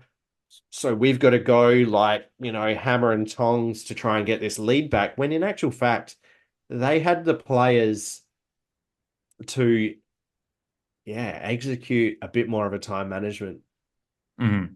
Well, they've been. strategy, and they essentially didn't. They just kept trying to snatch back the lead, and it played into our hands. It's a testament to us as well. It's kind of a not wanting to bring up parlance from an illegal war fought 20 years ago, shock and awe from the Iraq War. That's kind of like what Yeah, we did to them in that last quarter was like we stunned them with the ferocity of what we did for those, most of that quarter that they couldn't, as you said, they couldn't mentally wrap their heads around what was going on and have a calm mind towards it. So they didn't exactly execute what they needed to do well, and we were the beneficiaries of it, which is partly down to our own our own gameplay, which is what you want. That's what you want to do as a football team. Is you want to exert your influence so much that you actually disrupt what the other team's doing. You want to be a disruptor to the other team while you execute what you're doing, and that's how you win games of football. Um, so yeah, and I loved. I wanted to bring this up before we get to going into votes and stuff, but I'll give you if there's anything else you have. But Matilda said in the post game interview, I mean, she was just great in that interview. By the way, just um, well, they say about a set shot kicking. They said, "Oh, you had a big smile on your face. Do you think you were going to kick it?" She's like, "Nah, I'm a bit how's you going with the set shots." So, like, which Yeah, is funny because she's kicked a and couple of big ones in the recent time. But I can only remember Schultz kicking 3 goals for the season. Someone could like correct me if I'm wrong, and I'm pretty sure all 3 of those goals that I can remember are all from set shots. yeah, She had this one, and then she had the one against Gold Coast, and the one where she took mark of the AFLW competition. which by the way, get on and vote on the websites and everything for the Mark of the Year because she is Absolutely. nominated Yeah. in the top 3 for Mark of the Year for the AFLW Awards. I voted within 0.5 of a second of it being Yeah, posted as soon on as I saw them. the internet. But Yeah. yeah, Oh, it's and funny just because I before, think, while we're on it, yeah, Gemma Houghton for goal of the year as well from the same game. yes, Get on yes, that one. absolutely. What a Yeah, game. Good game to yeah, go to as well. yeah. Um, be there in Anyway, person. back to Get your to point. Alberton. Yeah. I find it's obviously a bit of youthful modesty on her behalf Mm. and a bit of self-deprecation because, yeah, I think she actually has a very sound set shot routine. And For clearly, for a like tall like person I, as well, because it's a bit harder when you yeah, got a longer ball drop and all that stuff. So, yeah. what I will say in relation to exerting yourself in a physical way, it's amazing how much smiling can actually change your mental Mm. aptitude and application to whatever it is you're doing. I had a big runner quite a number of years ago myself, and it is really interesting how the human body reacts to something like that. Just simply Mm. smiling or laughing. Not not that you have a reason to or not, but just funny how your brain chemistry just changes. And yeah, they made note of her smiling in that moment. But yeah, I just thought that was quite an interesting comment from her because I'm like, your sexual goal kicking is actually quite good from what I remember. I can only Yeah. remember you kicking 3 goals for this whole season, and they've all come from set shots. So, yeah. And to extend upon that, even though that came from a free kick, we have said and spoken about like if once Matilda learns how to mark consistently, like it's game over. In Mm. this game, I had a note to say that Matilda was 3-putting rather Yeah. than Yeah. like, Matilda learned how to putt. She Yeah. was kind of 3-putting on the green a little bit. I counted 6 drop marks from this game. Mm.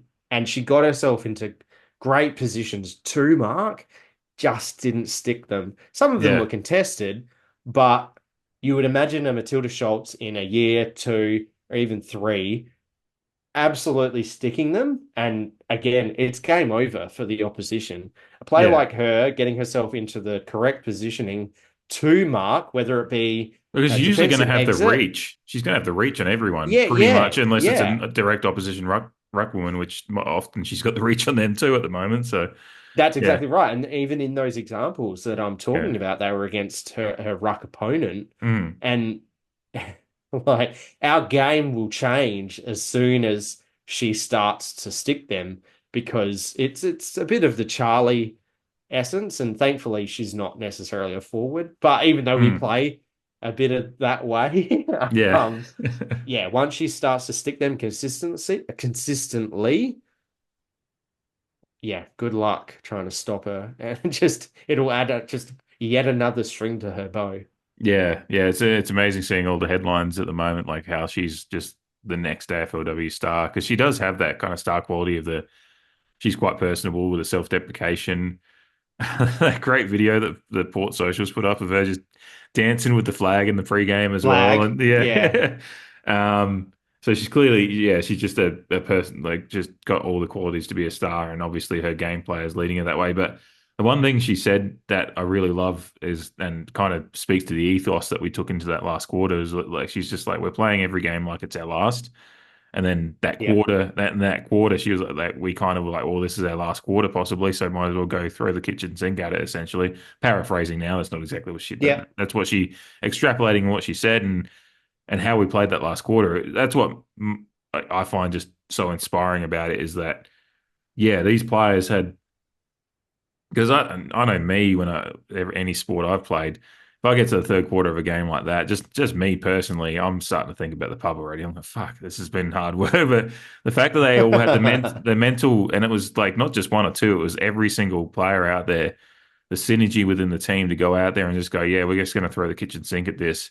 Even though everything statistically had been going against us for three quarters, essentially, you've got, as we said at the top end, I guess that's a good way to um, bookend it. You've got Harford in the three-quarter time studio saying they're going to Hawthorn going to smash that inside 50 record, because it just everything was inevitable at that point about what was going to happen. Yeah.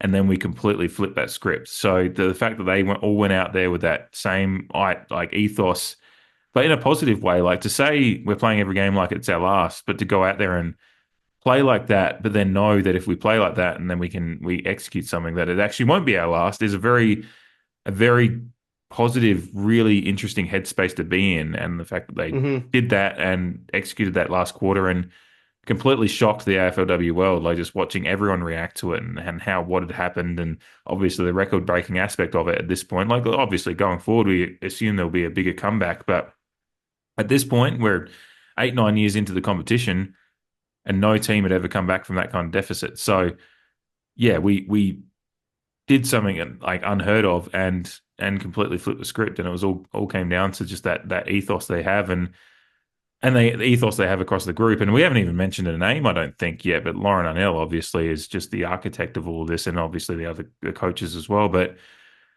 as I've said in positive ways about Ken Hinkley on the men's side, there's a lot of things about him that ethos that runs through the group, and the connectivity and playing for each other and stuff like that. And you can really see that. And yeah, the emotion of some of the players after, and certainly Arnell, they earned that one really, really. That was really, really tough footy, and yeah, just the synergistic ethos that's flowing through everyone there, from coaching down to players, is really, really just makes me proud to see, and especially that last quarter Yeah.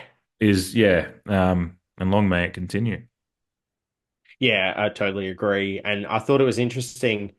She mentioned that at the three-quarter time huddle, she just purely simply put it on them and said, all we need to do is kick 4 goals and the game changes. Mm, And like we've shown we're capable of this. And she said, like, she noticed all of their heads kind of lift and go, well, yeah, we are capable of this. mm, And what unfolded. Like, yeah, again, I thought it was really interesting, that it's not to say that they didn't think they could do it, but just having that affirmation to do it, to allow themselves to do it, and just to know that they could do it. Yeah,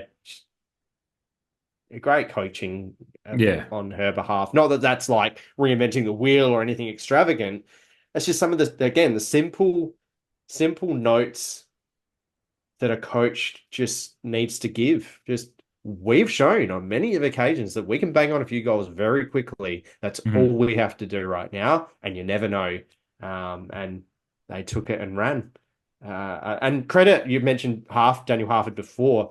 Credit to him, uh, from his three-quarter time comments, and then in the post-match laughing oh about the yeah, fact that he was saying like, oh, yeah, I said that like there's no way they're going to kick 4 goals essentially because they'd kick 3 goals to three-quarter time. That, well, history and dictated it yeah, wouldn't happen, but that's the thing about history books, is they can yeah, it always, did. yeah, they Yeah, can always be, and it's really interesting just noticing. Obviously, it's created a huge groundswell of attention, particularly from the Port Adelaide fan base. Is just, yeah, the the warming nature of seeing more and more people react to mhm, this team and how they're going. I've seen much more commentary from, so on social media from people who I haven't really seen speak Yeah. that much about it, particularly our women's side this year. But just that generation of interest, it's inevitable, obviously, with some of the successful run that we're having. But that's awesome too, and I also wanted to pay credit to the crowd that was there Yes. Yeah, great on shout. Saturday night. I'm part of the Port Adelaide Victorian supporters group on Facebook, and I felt compelled after the game to just congratulate them and pay credit to them, and for the Vic listeners here that we have that were at Icon Park, like yeah, full credit to them. They didn't miss a beat, and their support from go to woe, and particularly as we were pushing to win the game, that came through on the telecast, and that was awesome. They really got around our girls, Mm. like you would imagine a Port Adelaide supporter group would. I've noticed some very recognisable flags that were from the prevalent in the men's season on our Vic away trips, and they were there at Icon Park, and yeah, I just really wanted to pay credit to those supporters for yeah being parochial Port Adelaide people and getting around our girls because they've mentioned how much they feed off the Alberton crowd. And that was something that I brought up in the preview was like, we won't have that Mm. per se. The Vic supporters at Icon Park really brought it on Saturday night and they deserve credit for the support. Yeah, they equalize to me just watching through the TV, they equalized the noise a little bit. There was a lot of noise of affirmation Absolutely. for events. Heard the power chant a couple of times clearly through the Yeah. TV. And then yeah, there's just the cheering for any moment or anything like that, and the groundswell of sound for when the run really got going. It was there. So yeah, what it's always hard to really measure tangible effects at times. In Aussie football in particular, I know in college football you have, when Oregon played Ohio State a few weeks ago, it was Ohio State had three false starts because they couldn't hear their calls properly. So you have that Yeah. actual idea of what's going on, but in footy you kind of just have to go with the idea of momentum and what you're seeing. And for me, what I was seeing on the field and hearing at the same time, I felt a little tingle, like there's that Yep. goosebump feeling of positivity when I heard the power chant, heard the noise behind, heard the cheers for goals and moments, and even heard a few, Bronx cheers when decisions went against it. Like it was like there was a genuine good port sound in the ground. So yeah, bring it back this weekend as well because the game's at the same spot. So Yeah. um, yeah, yeah. Interesting.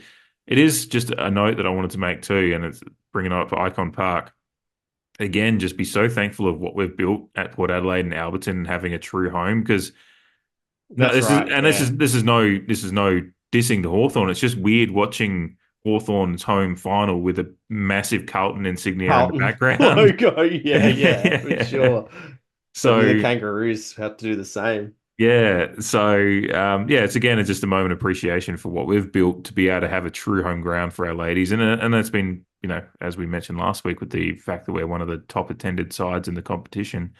Yeah, Um, and if anyone listening or watching hasn't already, like I definitely recommend. I've been recommending it to other Port Adelaide fans, to head down to Alden. So yeah, do that. Obviously, mm, we're going to have to wait now, yeah, for next season, but yeah, it's a great time. It's wholesome. We brought it up many times, but I totally agree. Yeah, it's fantastic that we actually have a home.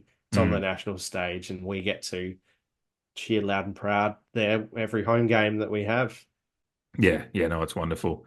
Did you have anything else in particular before we get to the votes, which I'm still just Nah. deliberating on? Um, Yeah. We'll keep padding until we're happy with our votes. I have them No, written but let's down, get but into it. yeah. Yeah. We say it every week, so it might start sounding a bit redundant, but I genuinely don't think I've had a harder week on votes than this week. No. It has been torturous in the best possible way because it is coming after such a positive result, but it is, as you said earlier, there was just so many contributors across the board, and again, we didn't have anyone over 20 disposals, so it was just such an even spread. So I've had a hard time with it. You get to go first, which I'm thankful for. Oh, right. Okay. I don't know if All I hadn't right. even told you that you were going first yet, but No, no, and I to don't pay attention the to who previous went week. first last time. Yeah. Yeah. So, all right. Well, we're gonna put it all out there. I might. It's in writing. I've got it in writing, so I might as well run with it. And Mm, so, where these are honorable mentions, I suppose they're also apologies because I've exactly. got I- I've got Shanae Goody as an honorable mention, and I've got Mm. Abby Dowrick as an honorable mention. Um, yeah, they both did a lot right in this game, but just unfortunately found themselves in the sixth and seventh positions in my pecking order. Just looking at some of their stats now, like very honorable, very honorable. Goody, 350 odd meters gained. Um, she had 3 marks, which is a bit of a talking point for us on this podcast. She had 2 goal assists. And then, yeah, Dowrick actually had the 2 goals herself.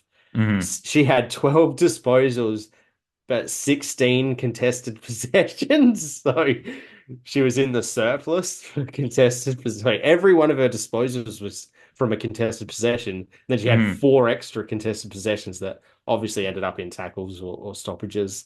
Um, and speaking of tackles, Derek had 10 tackles too. So yeah, very unlucky to miss, which brings me to my one vote. Now, at one point in time, so with my votes, and like I said to you, because of how good that fourth quarter was, it kind of skews the perception a little bit. It skews just how you go about doing your votes. And for me, I really wanted to kind of pay attention to who contributed across the 4 quarters, Mm. in essence, when I know that people could argue that the people who had a big impact in the fourth quarter won us the game, so to speak, so they should be. But anyway, my one vote at one point in time was my best on ground, and it's Piper Window. So she had 10 disposals, 9 of which were contested, 3 clearances herself, and she had 2 intercept possessions within that 10 as well. She had a humongous 11 tackles. Now, I mentioned it earlier in this episode. If we had pressure act numbers, I have no doubt in my mind that she would be leading us to that stat. I think, and like I said, I've got notes regarding Piper Window's impact on certain moments in this game, all throughout the 4 quarters. Unfortunately, it was a bit more off ball and yeah, less stat driven. It's probably what's knocked her down a little bit.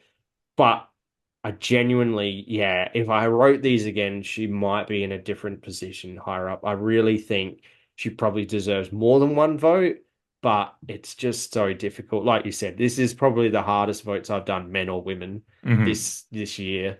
Um, my 2 votes goes to Gemma Houghton.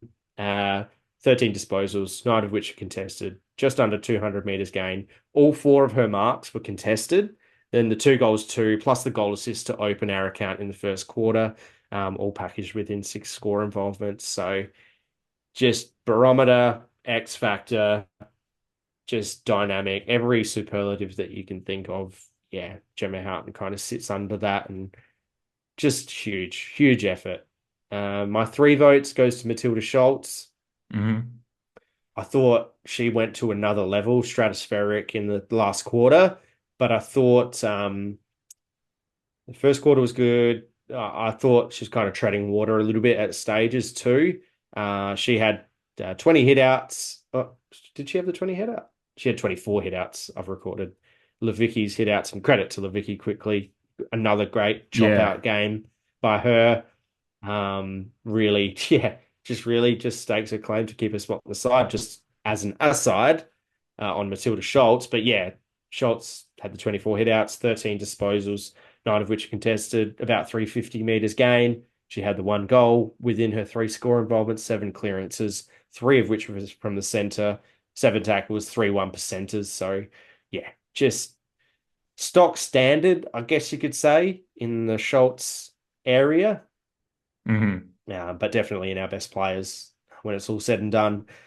My 4 votes goes to Molly Brooksby. Again, at one stage, I had her as best on ground. She obviously had the most disposals for us. She had 18 and she went at 72%. I will note that she had a lot of kick-in duties. You know, people view that differently to others.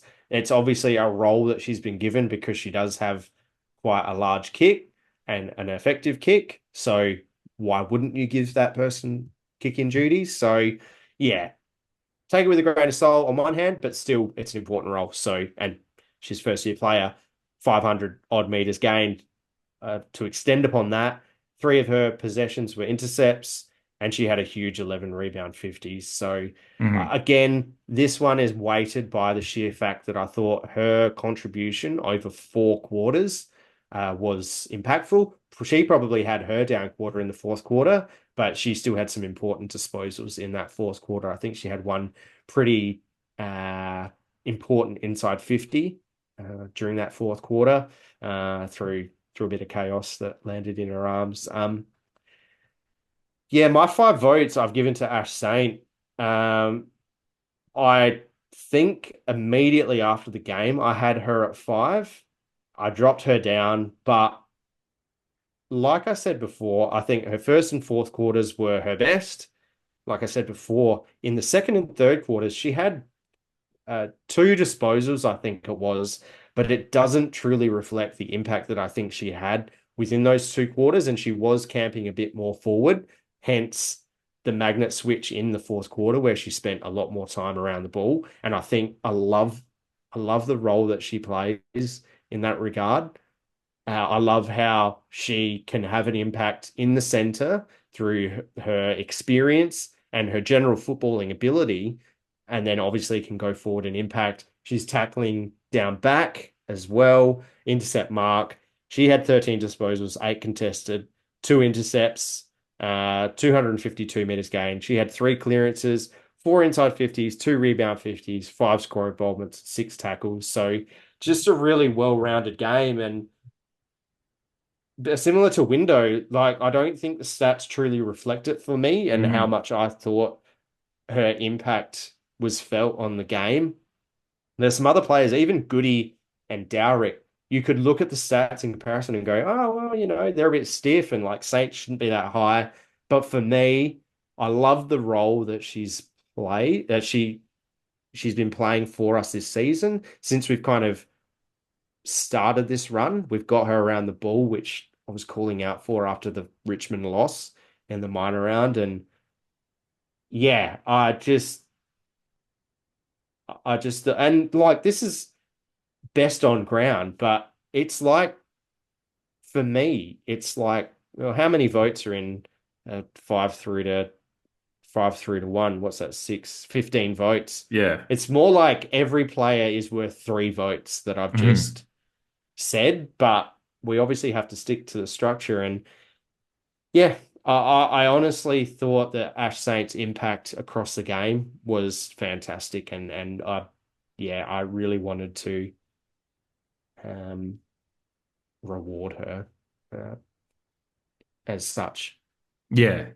Yeah, no, I agree. We'll get to it, but I can tell you my best on was the same for that reason. And it's just like, it is difficult to quantify why, because it is a lot of just watching and like some of that unstatistical like stuff that's not statistically taken down, but you just see her everywhere and she's involved in the play, and whether it be she's taken, ruck duties, or she's, in there as a midfield, like to gather from the ruck, or she's taking defensive markdown back, or she's, dishing off goal assist up forward. It's, last week she obviously had the big game where she kicked 3 goals and it was very front of mind, her impact, but this one was one where it was all in between the lines and stuff like that. It was, it was Brooksby you had for 4 was it? Yes. I was dealing with my iPad decided to just have a little, and so I heard the stat. I kind of missed is the start of you talking about it, but then I was listening to the stats. I was like, that's Brooksby. So I wrote that down. I was just double checking. We've actually got pretty similar. There's some positional changes. The one that I swapped out for the 1 vote was I did get Shanae Goody into my 1 vote. I That's fair. at times I had her up higher because she was and as you said with your kind of with the weird nature of the game with the fourth quarter having some players kind of look like they were going to they had a best on ground performance for a quarter, but Goody was involved in so much good, and she's just such a classy mover like that kick that comes out to her. It was Jermac, I think, actually lays a really good kick Yeah. that just Goody can run onto, and then Goody just places it perfectly into the pocket for Gemma to take a contested mark in which she kicks her first goal from Gemma's pocket, Icon Park edition. Yeah, Yeah, yeah, yeah. so that was just such a great Goody, mate, and just exemplifies everything I love about the player that she already is, and she just moves and gathers the ball so well, and just does it with a she's got a real good confidence, and Quite, oh yeah. And just before you move on from Goody, a note yeah, that I had was that Goody was tapping into a bit of dark art stuff, yes, which, little as our little listeners and shrug of the viewers shoulders, know, yeah, we love that shit. Yeah, she drew a couple of free kicks. hmm I think she might have given away a free kick as well, and yeah, got into a bit of argy-bargy with a Hawthorn player. Yeah, and it just when you peel back the layers, it obviously tells a bit about the confidence in her own ability that she, not to put any attitude or words in her mouth or anything like that, but I think she kind of knows that she's a cut above a lot of players that she's playing against. She's yeah, just inexperienced in this competition. Um, so yeah, she's I think she's grown like into the final series and hmm yeah, like yeah, I noticed, yeah, she's like shrugging the shoulder. She's just doing some of those football things that broadly across the W competition you don't quite see yet. yeah, That you're used to in the men's competition for reasons that we've already spoken about many times. But yeah, I just wanted to put that in there before you moved on. yeah. I also love there was a bit of post match footage of her just picking up Caitlin Pope, which by the way, Hope, yeah, yeah. Popey had a really nice game as well as some of the things she was doing. She had some classy movement moments where she gathered She the got ball in and and under. yeah, Yeah, Pope. I love her game as well. Yeah, just picking up Pope and just carrying her around at the end of the game. So I just love that. Also, I wanted to honorable mention before I went to my one vote already, but Kirsty Lamb I thought was and Ebony O'Day almost got into my votes. We were talked about her before already, but Kirsty Lamb I think I did mention before, but just find yeah, her impact through the middle, just like she's getting a lot of that stuff in this game was the non-stat stuff, but yeah. she was just involved. Her I think she had contest, 8 tackles too. yeah. I'm having my iPad's being a pre and just has lost a bunch of my stats, but I've got my votes here, thankfully, still. Yeah, But she did have, yeah, she had 8 tackles, which was third best for yeah, Port Adelaide. And I think that such a senior great tackling leadership, game. Yeah, that's the thing to too. go Is she? back on what you were saying earlier, Mhm. is made an impact while she only had the 5 disposals. I think what we don't see that you can only assume is some of the traffic controlling, like Mhm. yeah, that leadership, on-field leadership, which is super important. Again, and she's an all-Australian player that the opposition has to be accountable for, which just yeah, there's so many talented players in every every zone of the field now for us, both experienced ones that the competition has a few years of knowledge on, but then you've got the Sinead Goodies and the Brooksbys and co that are 1 year players that people are having to find out about in real time. So we've got a really interesting mix of that kind of dynamic of throughout the Yeah, team. But yeah, so Goody for my one vote. My two votes I gave to Matilda. It was kind of like you. It was just like there were some moments of the game it felt like she wasn't quite there, but then obviously she turned it on. Like was part of that last quarter, and then even in the earlier stages of the game, she's still taking some clearances out and players are hanging off her back, and she's kind of stiff arming them and still getting a kick away. It's a little bit of a wobbly kick because she's getting tackled as she's doing it, but it's just like she's got such like just the size of her as a player makes her just be able to get those kicks away. And but yeah, that last quarter, obviously, she stepped up like everyone did, and I think yeah, to take for all the players that took some clutch kicks in this game, but for her in particular, that kick to get you within a goal is one of those real important one of those real important kicks, and yeah, she went back and just slotted it without, with, as the commentator said, with a bit of a smile on her face. And you obviously did the gladiator thing, and it really was just like after she kicked it, she's just like, yeah, this is my playground. Yeah. Like, Yeah. that's what I mean. Like, she's only got improvement left, and once she reaches the peak of her existence in a football sense, Mm. she is absolutely just going to play with the opposition. Oh yeah, yeah. It literally will be her sandbox. Like just Yeah. just Like picking up taking players candy and from a moving, baby. yeah, moving them around. My 3 votes I gave to Gemma. Gemma Nice. Barometer Houghton. It was one of those games where I watched it back and it's just like I could make a case to make her best on field. I think if I wanted to, she was, yeah, like we talked about earlier. Once I figured out that I was just like, yeah, she could have had 6 goals if she wanted to technically, and she got 2.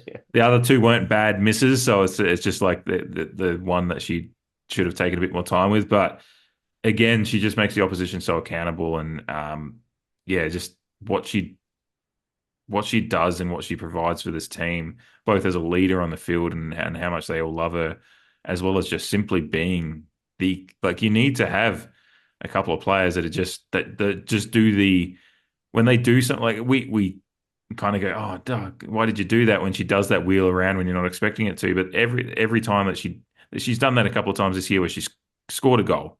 So Yeah, she does the thing you that you're take not the good with the expecting. bad. Yeah, and she does the thing you're not expecting her to almost every time. So you should expect it, but you don't know what she's actually going to do. So that's still like so unpredictable for the opposition, and she's just so makes it so good as a fan to watch as well. And she clearly cares and puts her body on the line, as exemplified by that.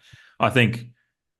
Yeah, I still wonder about her placement in my votes because when she's throwing herself through a contest and getting as the commentator said, don't know why they're complaining about the free kick because she almost took her head off. Like she threw herself into a dangerous situation technically because it's arm swinging but that's the kind of dedication she put into helping us get a result. So she's great. Obviously I got Brooksby in my 4 votes again. My iPad it froze and I was trying to move things around to get it going again. I accidentally deleted a bunch of my stats I had here, so I'm just luckily Jamie covered off a lot of it. But yeah, I had Brooksby in the 4 spot, and Ash Saint in the 5 spot, so that was the same there. Yeah, Brooksby just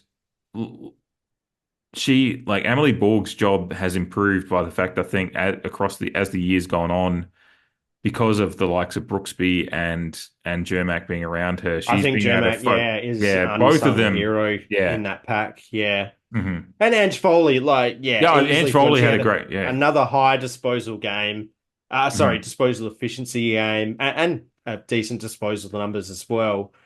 Uh, but I agree. That's just that synergy.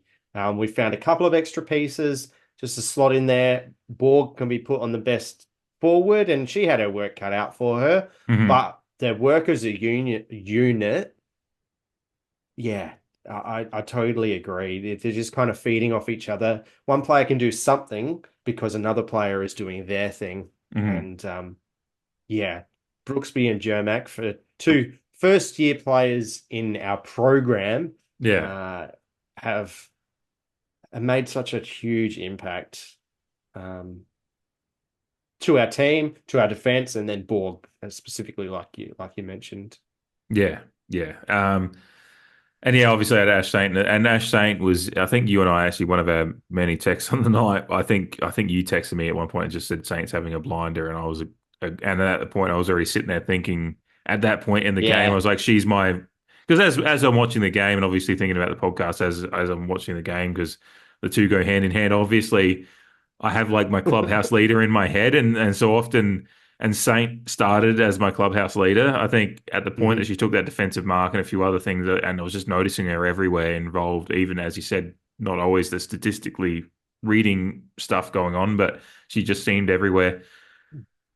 She was the clubhouse leader, and again, it was a 4-quarter effort for her. I think that really exemplified it for me. So especially if she's taken that defensive mark, and it's when I was watching the replay again, she bookends the game for me in my head with the fact she takes a defensive mark early when we're under pressure, and then Yes, that's a great point. And then a go-ahead goal, she's the one that gets it out of traffic and gets it going eventually for out to Lamb, then to Darrick into space, and that doesn't happen without Ash Saint getting in and under and putting her body on the line. So she kind of bookended the game for effort, and in between she was making plays everywhere. So yeah, she just in a game that was just so many players just getting a lot of yeah, as we said, everyone contributed. She just was the one that just was a class above every moment of the game for me. So yeah. Just ever so slightly. And yeah, like I mentioned before, it's really everyone in the top 5 is basically worth 3 votes. But Yeah. it just can't it's can't do it that way. Unfortunately.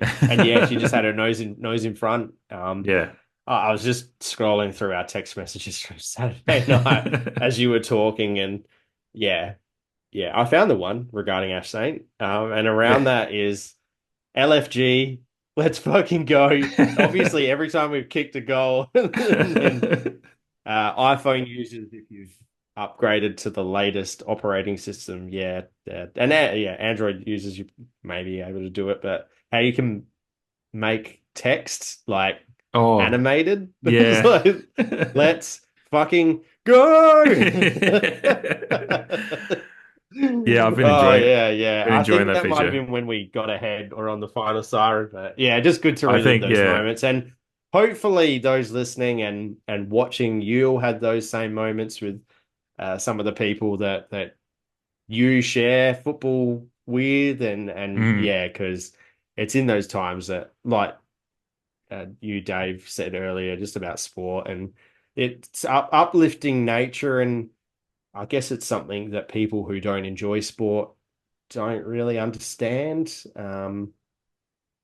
It's just that willingness to take the agony while waiting, hoping for the ecstasy, and then when that ecstasy does come, it's like a wave of positive emotion, and obviously a lot of dopamine and whatnot, from a chemical point of view. But yeah, it's times like that, sport lovers and football lovers in Australia, it's stuff we truly cherish, and yeah, it's amazing.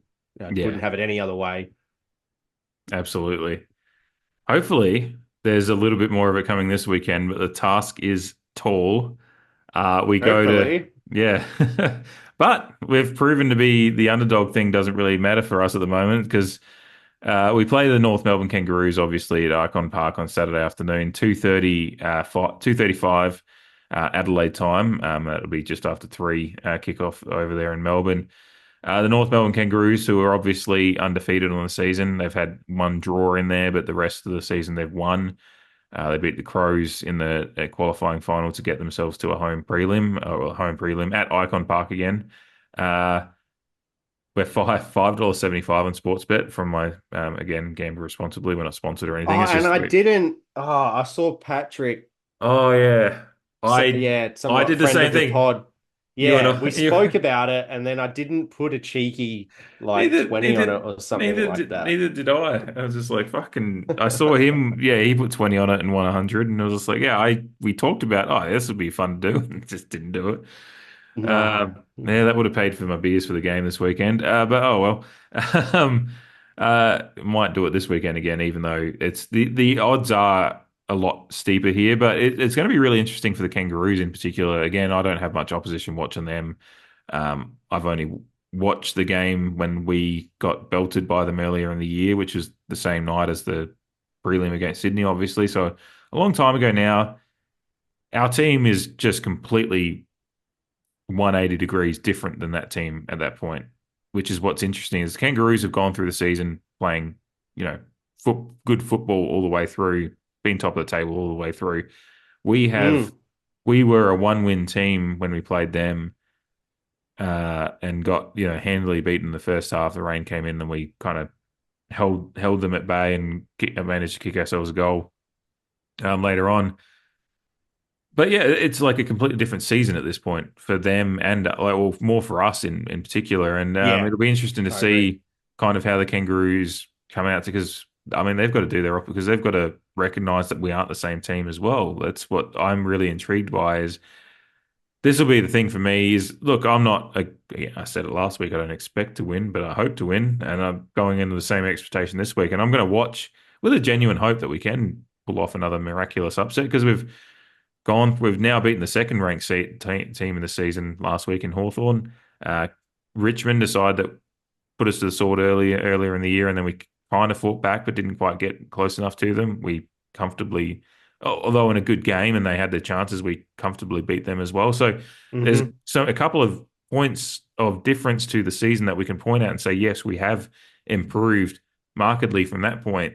And the Kangaroos was even earlier than that when they beat us quite comfortably earlier in the year. So there is reason to hope that gap has been closed. And then once you work out how far that gap's closed, and it's just a matter of playing the game like it's your last again, I guess, like we did on the weekend, and see what happens. So that's exactly right. Yeah, gonna be a warm day, by the way. But yeah, how are you feeling about it? Yeah, I'm very similar in essence. Yeah, it is another free hit, but obviously we're much closer to the end than we were a couple of weeks ago. So it obviously, yeah, it counts for a bit more. So, Yeah. but yeah, it is truly intriguing. And the fact that, yeah, they blew us out of the water when we played them in the first half, and then we won the second half, and they definitely didn't put the cue in the rack on that occasion. Like you said, the rain was coming down pretty hard. But also, like you said, we're a completely different team. We've steadily improved from that point on, and we've got our game in the context of a season in really good order. In the grand scheme of things, there's still a lot to improve, like going into next season. But in the context of this season, our game's as good as it's been at any stage throughout the year in finals. So I'm super intrigued. They're a high disposal team, as most of these upper echelon sides have been, whether it be Adelaide, who they played against in the qualifying final, Hawthorn, who we just came up against, Brisbane. They're all high possession sides. So I'm just looking through the stats from the qualifying final, and Garner, Riddell, and King from North Melbourne all had 24 plus. Ash Riddell had 34 disposals. Jasmine Garner, who I know is a genuine gun of the competition, she had 29. So, and then, yeah, you contrast it with our low disposal, high meters type of chaos game. And yeah, the clearance battle will be fascinating because it's where we kind of got ourselves back into the game in the second quarter against Hawthorn and got a lead there. And then it's where we gained ascendancy in the last quarter against Hawthorn to eventually win the game. So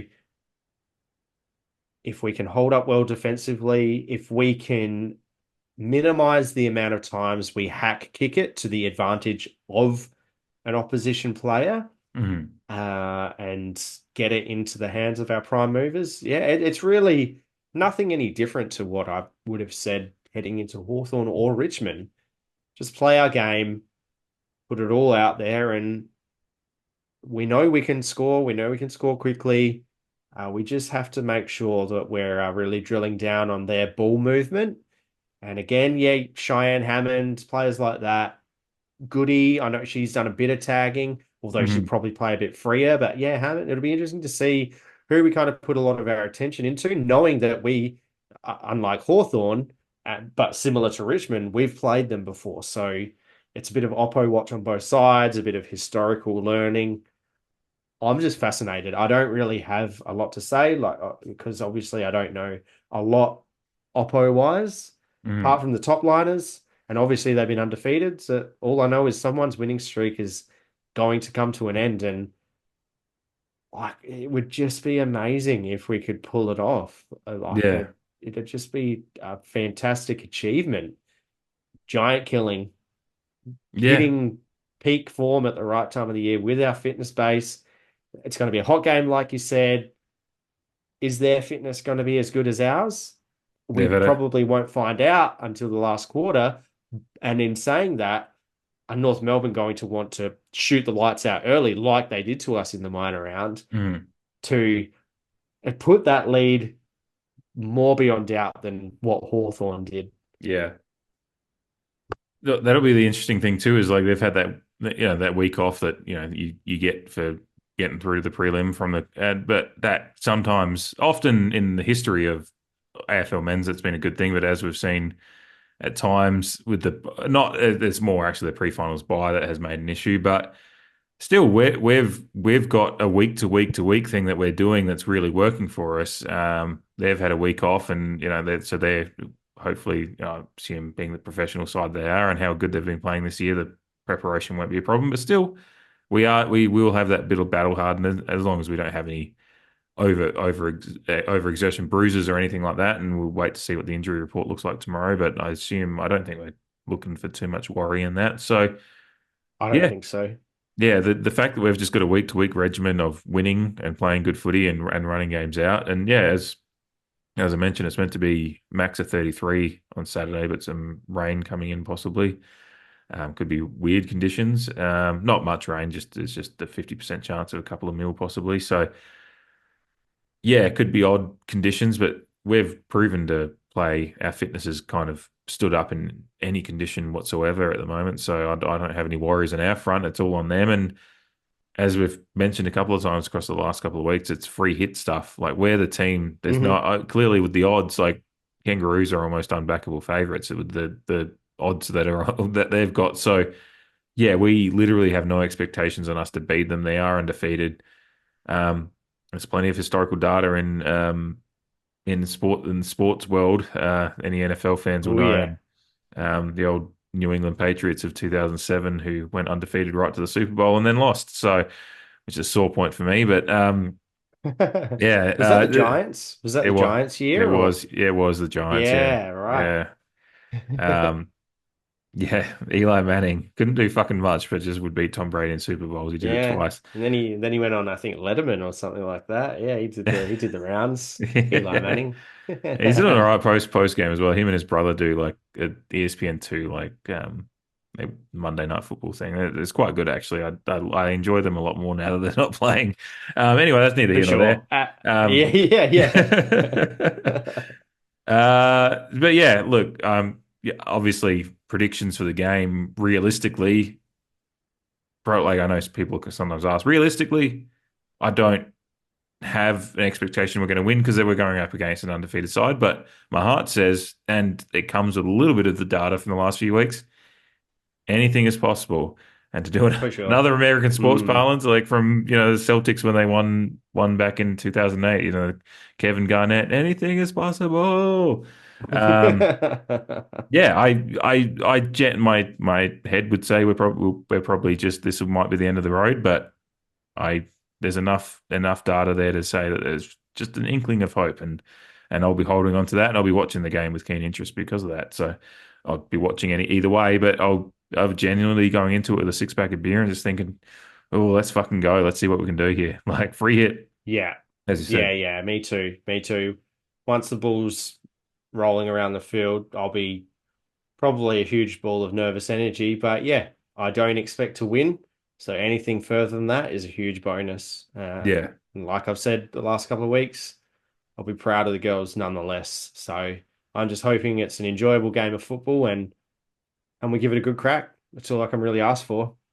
Yeah, no, absolutely agreed. I can't fucking wait. Actually, it's just the fact we're at this point in a prelim final is far beyond expectation for this year. So, yeah, I've got a wedding though, so oh no, it might be a AFL app just on the sly quite regularly.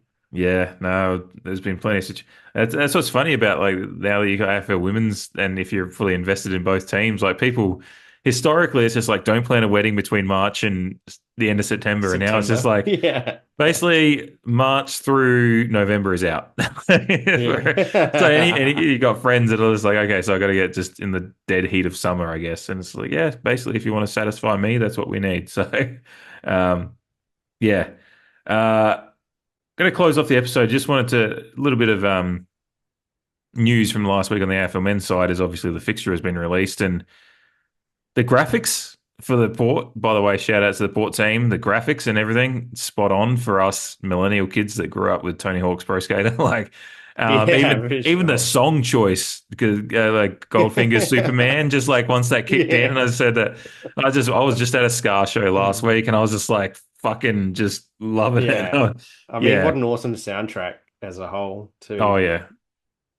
My entire like music discovering between like year 2000 through to 2010 was either Tony Hawk's Pro Skater or FIFA soundtracks. Like, just Yeah.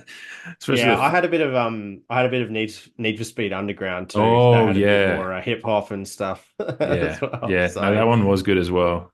That was the first game I had on my PS3, I reckon. It was Need for Speed Underground randomly. Was that PS3? I think so.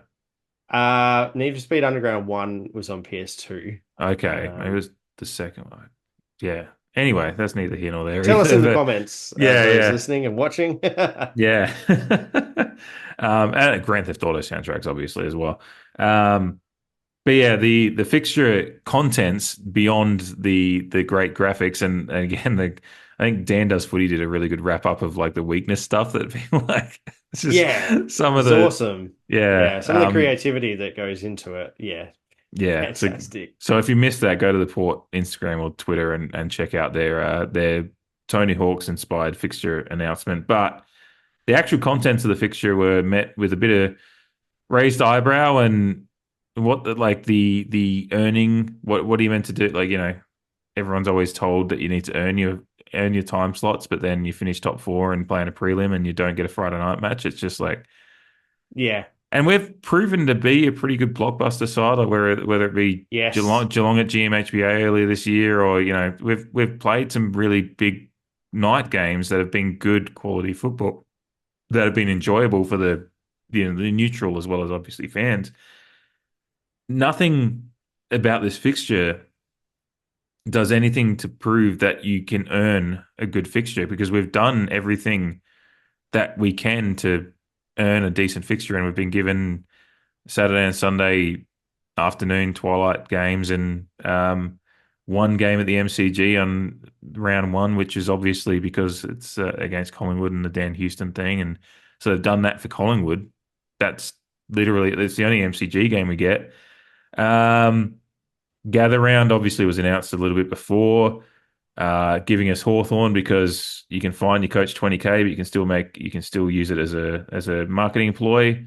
So really, there's nothing about I'm glad we get a Saturday night home showdown. That's nice. Yeah. I'll enjoy that. But beyond that, there's just not much redeeming in this fixture apart from maybe the fact that we get at least a home game for the final round. But you get one of those every couple of years anyway. So it's just well, not always, but yeah.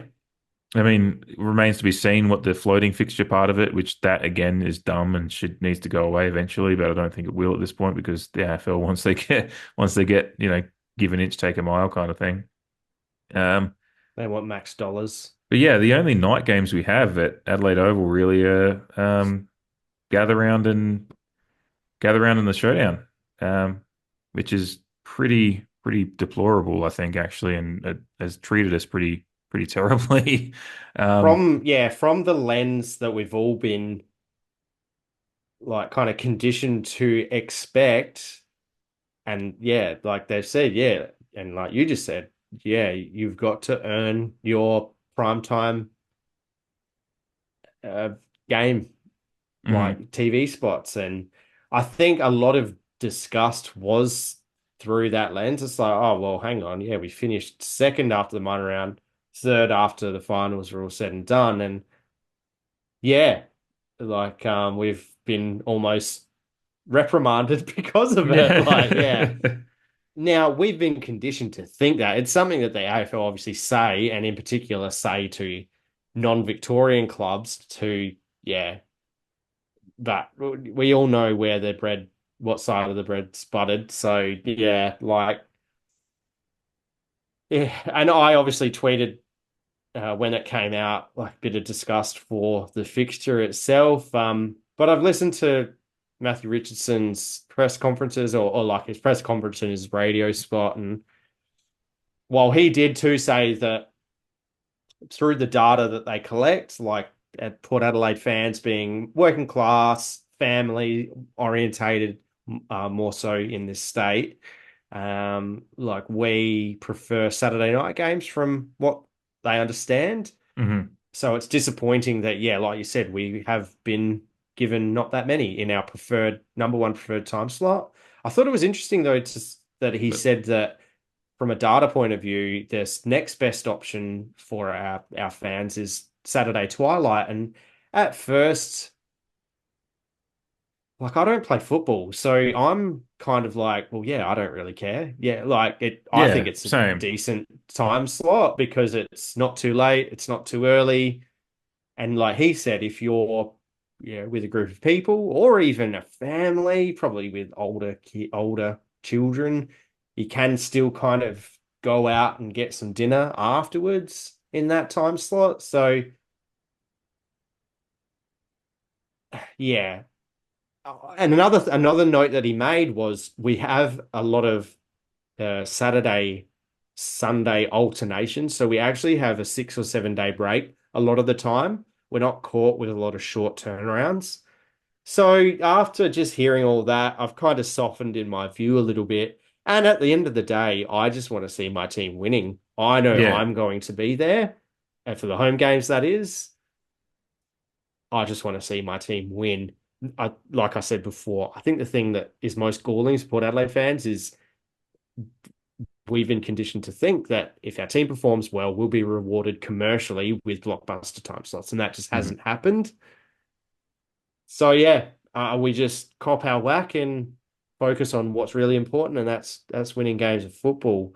I've booked and the new broadcast arrangement comes into effect next year, and from all accounts, Channel 7 is really targeting a Sunday night fixture. Mhm. And we've obviously got the closer against Hawthorn for gather round, and I've booked the day off after on the Monday on annual leave already. So Nice. that should be a great weekend, and that'll be interesting to see how it manifests. It's obviously quite prevalent that, sorry, it's quite obvious that they're really targeting viewership, Mhm. whether it be in equal measure or even more so than bums on seats at the ground. And especially as a Port Adelaide fan, again, I find that galling because as Port Adelaide fans, it's quite noted we have number one game day experience. We're a parochial. We love to support our club and vocally support. I've mentioned in some of our reviews of games, like we're an extra person on the field, like home Mhm. ground advantage, the noise of affirmation. It's like it's a thing. It actually has an impacts on the game, and yeah, so considering that Saturday Twilight is our number two, and I believe we've got a lot of Saturday Twilight, I guess the proof will be in the pudding. Like if people rock up to Saturday Twilights and Saturday nights, although we don't have as many as we wanted, I guess all the kind of bleating will, yeah, count for, yeah, not much, Yeah. but we'll see.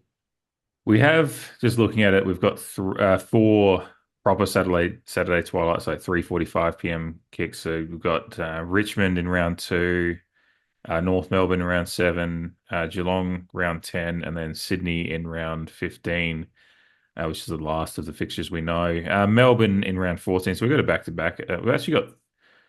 We have three games in a row at Adelaide Oval and between 14 and 14 and 16. Really interesting fixture. But yeah, so and then Melbourne in round 14 is 2:50 kickoff. So, Gordon, I guess it's just a bit before twilight. But yeah, it's an interesting one for me because I just night games work for my work. So Yeah, that's of why it's course. frustrating. I mean, I'm going to book the time off, but it's easy when you don't have to book as I have to be really. But yeah, with so many games in Sunday and Saturday afternoons, it's just a lot more adjustment to my schedule. But Mm. it's more I always enjoy the sprinkling of either Thursday or Friday night games in there. Like it doesn't have to be many, but just the fact we have no Just the Thursday change up. we have no Thursday or Friday games at all I guess until we find out what happens in the floating fixture, and maybe the AFL will give us a little bit of a, all right, we'll help you out and later on because I might have heard some feedback. I don't know. We've got 4 games in that floating fixture that still, no, 5 games in that floating fixture that still need to be announced. One of them's against Carlton, so that could easily be for a Thursday or Friday night game because it sounds like the AFL You is going mean to at go. home? Yes, we have Like 5 Carlton. games at home? Yeah. Yes, five Adelaide Oval games in the fixtures that are actually yet to be timed. So Carlton in round 16, West Coast in 18. Crows in round. Sorry, one of those is an away game because it's the Crows. So that's it's home but away. Everyone knows what I mean. Freo in round 22, and then Gold Coast in round 24. So, It uh, really is probably only the Carlton game that could, yeah, that's what I was from an looking at AFL it. point of view. Yeah, we played Carlton twice in those last 8, 9 rounds, by the way, because we play them at Marvel in round 23 as well. So it's just interesting. It's interesting when I go back to when I was a kid as well and how the fixture is just so different to back then because it wouldn't work that way back then. But Yeah. yeah, yeah, it's not I mean, the fixture difficulty is also the fact we have the second hardest based on, but we that stuff I look at, but I still just go, no one knew Hawthorn was going to be difficult last year. So No. yeah. Yeah. You've got to play it as it comes. Some of the teams that are deemed difficult based on last year's metrics might not be as good next year.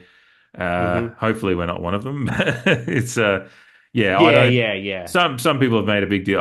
That's just, that's you when you finish in the top 4, that is going to be a part of it. You are going to have a harder fixture. A Uh, difficult. Yeah. yeah, that is, and we all know that, so that's never a factor to me.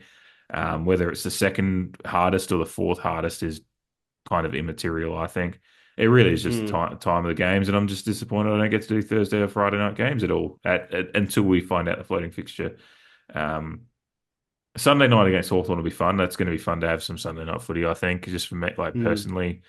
Because Ha- we have an away Thursday against Essendon, if I yeah, remember correctly. yeah, round 3, yeah, which And like with the Thursday nights being a regular fixture next season, mhm.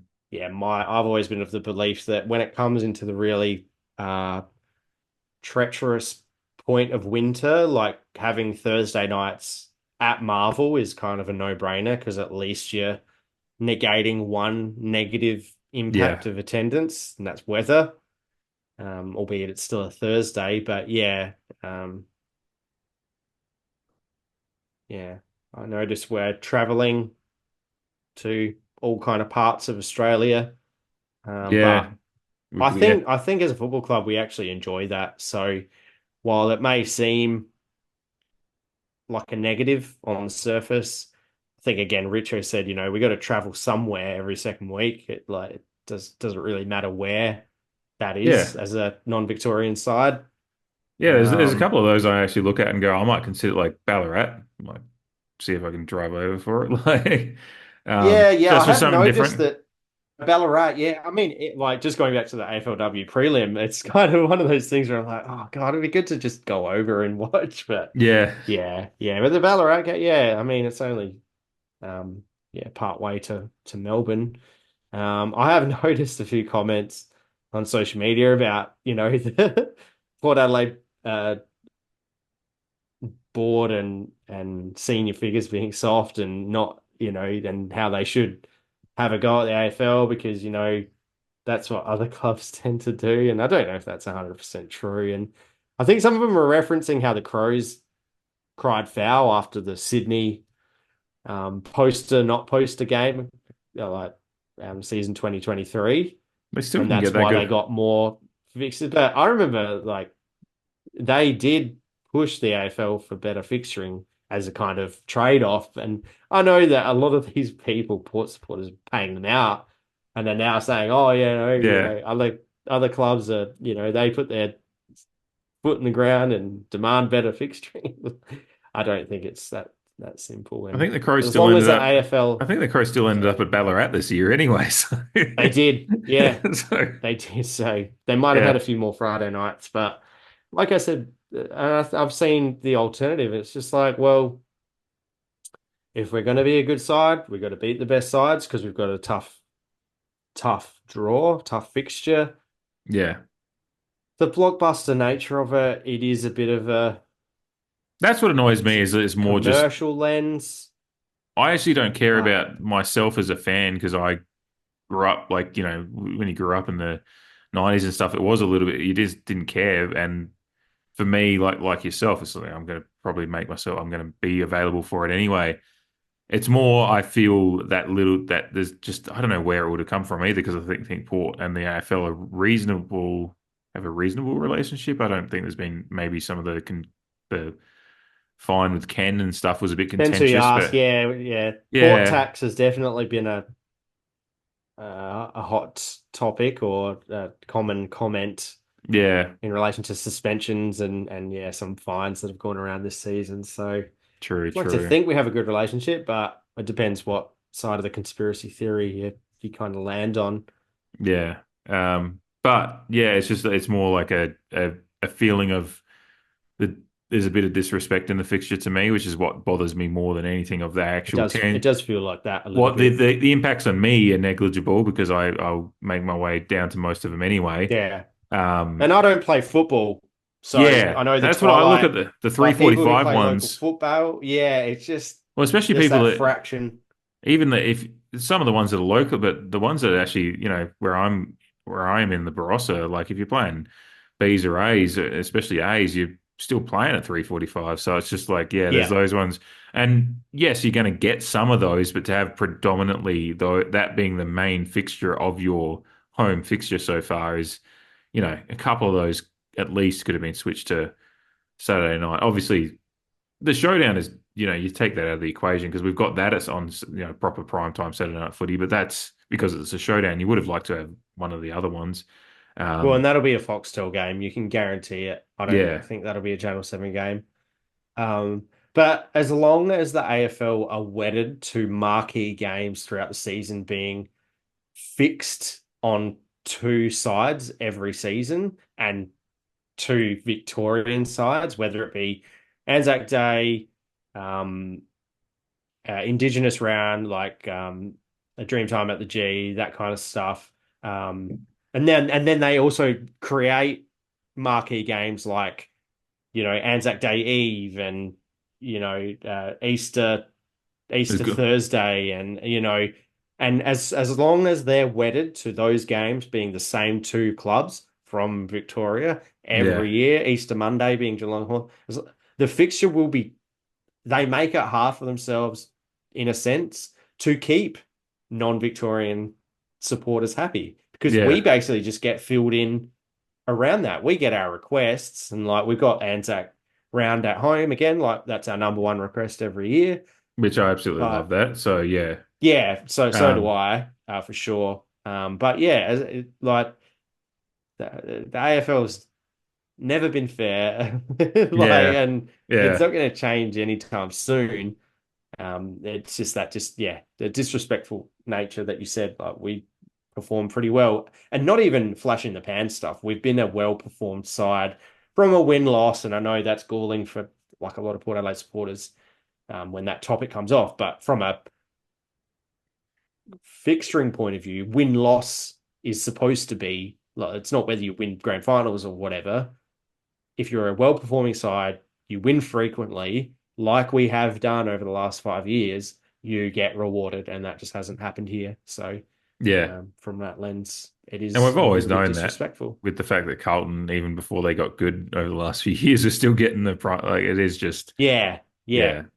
So we're Them and complaining about Essendon, things yeah. that we've known Friday for, nights and yeah. stuff. Yeah, yeah, But yeah. It it is. is. It's just it's gone to a little bit Yeah, of the they've next they've they've degree. turned the knife a little bit, like thrown some Yeah, yeah, salt. yeah. Yeah, they're throwing some salt in the on the wound, so to speak, a little bit of like what I usually it's like. What's that sign that meme that like gets thrown up a lot? It's like our expectations for you were low, but holy fuck, like that's what this fixture is. Like Yeah. we don't expect it to be like anything better, but it's just like, oh, this is even worse than the worst expectations we would have. Like this is the kind of fixture I'd expect if we'd spent a couple of years finishing out of the finals. Like I'd be like, okay, yeah, Yeah, yeah, yeah. exactly. Yeah, So that, yeah. 100% agree. And, yeah, and it's silly ass, because we've been conditioned by the AFL to expect what we're expecting, and it just hasn't happened. Yeah. Surprise, surprise. Yeah. What's ironic is like I would have loved this last year when I was in LA because we had a lot of fucking night games that I was up until 2:30 That's in the morning right. for. Yeah. This is the perfect And you're going to fixture. be, you're going to be attending on the ground this year. Yeah, which is We'll fine. have Like to I'll have get a there. few meet and greets throughout the Yeah, season. at the district. Not home ground. I'm sorry, home ground, but I need some time Yeah, to you've been heal. banished. Self-banished. I'm sure they're fine with this. I don't think I pissed on anything I shouldn't Oh, have. and home ground would be making good trade. So Oh yeah, yeah, they're not missing yeah, us. absolutely. But yeah, we'll have to. Yeah, once the next season, once 2025 kicks in, we'll have to do some meet and greets with everyone and sort some stuff out. But that's in the distance because, as we said, we've still got Port Adelaide footy in 2024 being played. Oh yeah. Yeah, can't wait for this weekend to wrap it up. Now, did you have anything else you wanted to touch on, or you're good? Nah, Tapped out? just go the Lady Pear. Fucking put it all on the line. Make us proud like you have done all throughout this season. Yeah, absolutely. That's the perfect way to finish because they have made us immensely proud this year, and I think it's one of the best things to do. One of the biggest pleasures as a fan is to watch a team grow and develop and see the growth in the team. Well, that's just one of the things that I've, as a long-time sports fan now and being in my late 30s, that's just one of the things I've noticed that, once you get a little bit more cerebral with sport, you really start just enjoying those things. And as you said, they've made us proud, and long may it continue. No matter what happens this weekend, we'll be proud, but there's that little inkling of hope that we can do the impossible this weekend because they've proven already that they can do the impossible with what happened last week. So, yeah, nothing more to say. Calm the fucking Lady Pear. Go Port.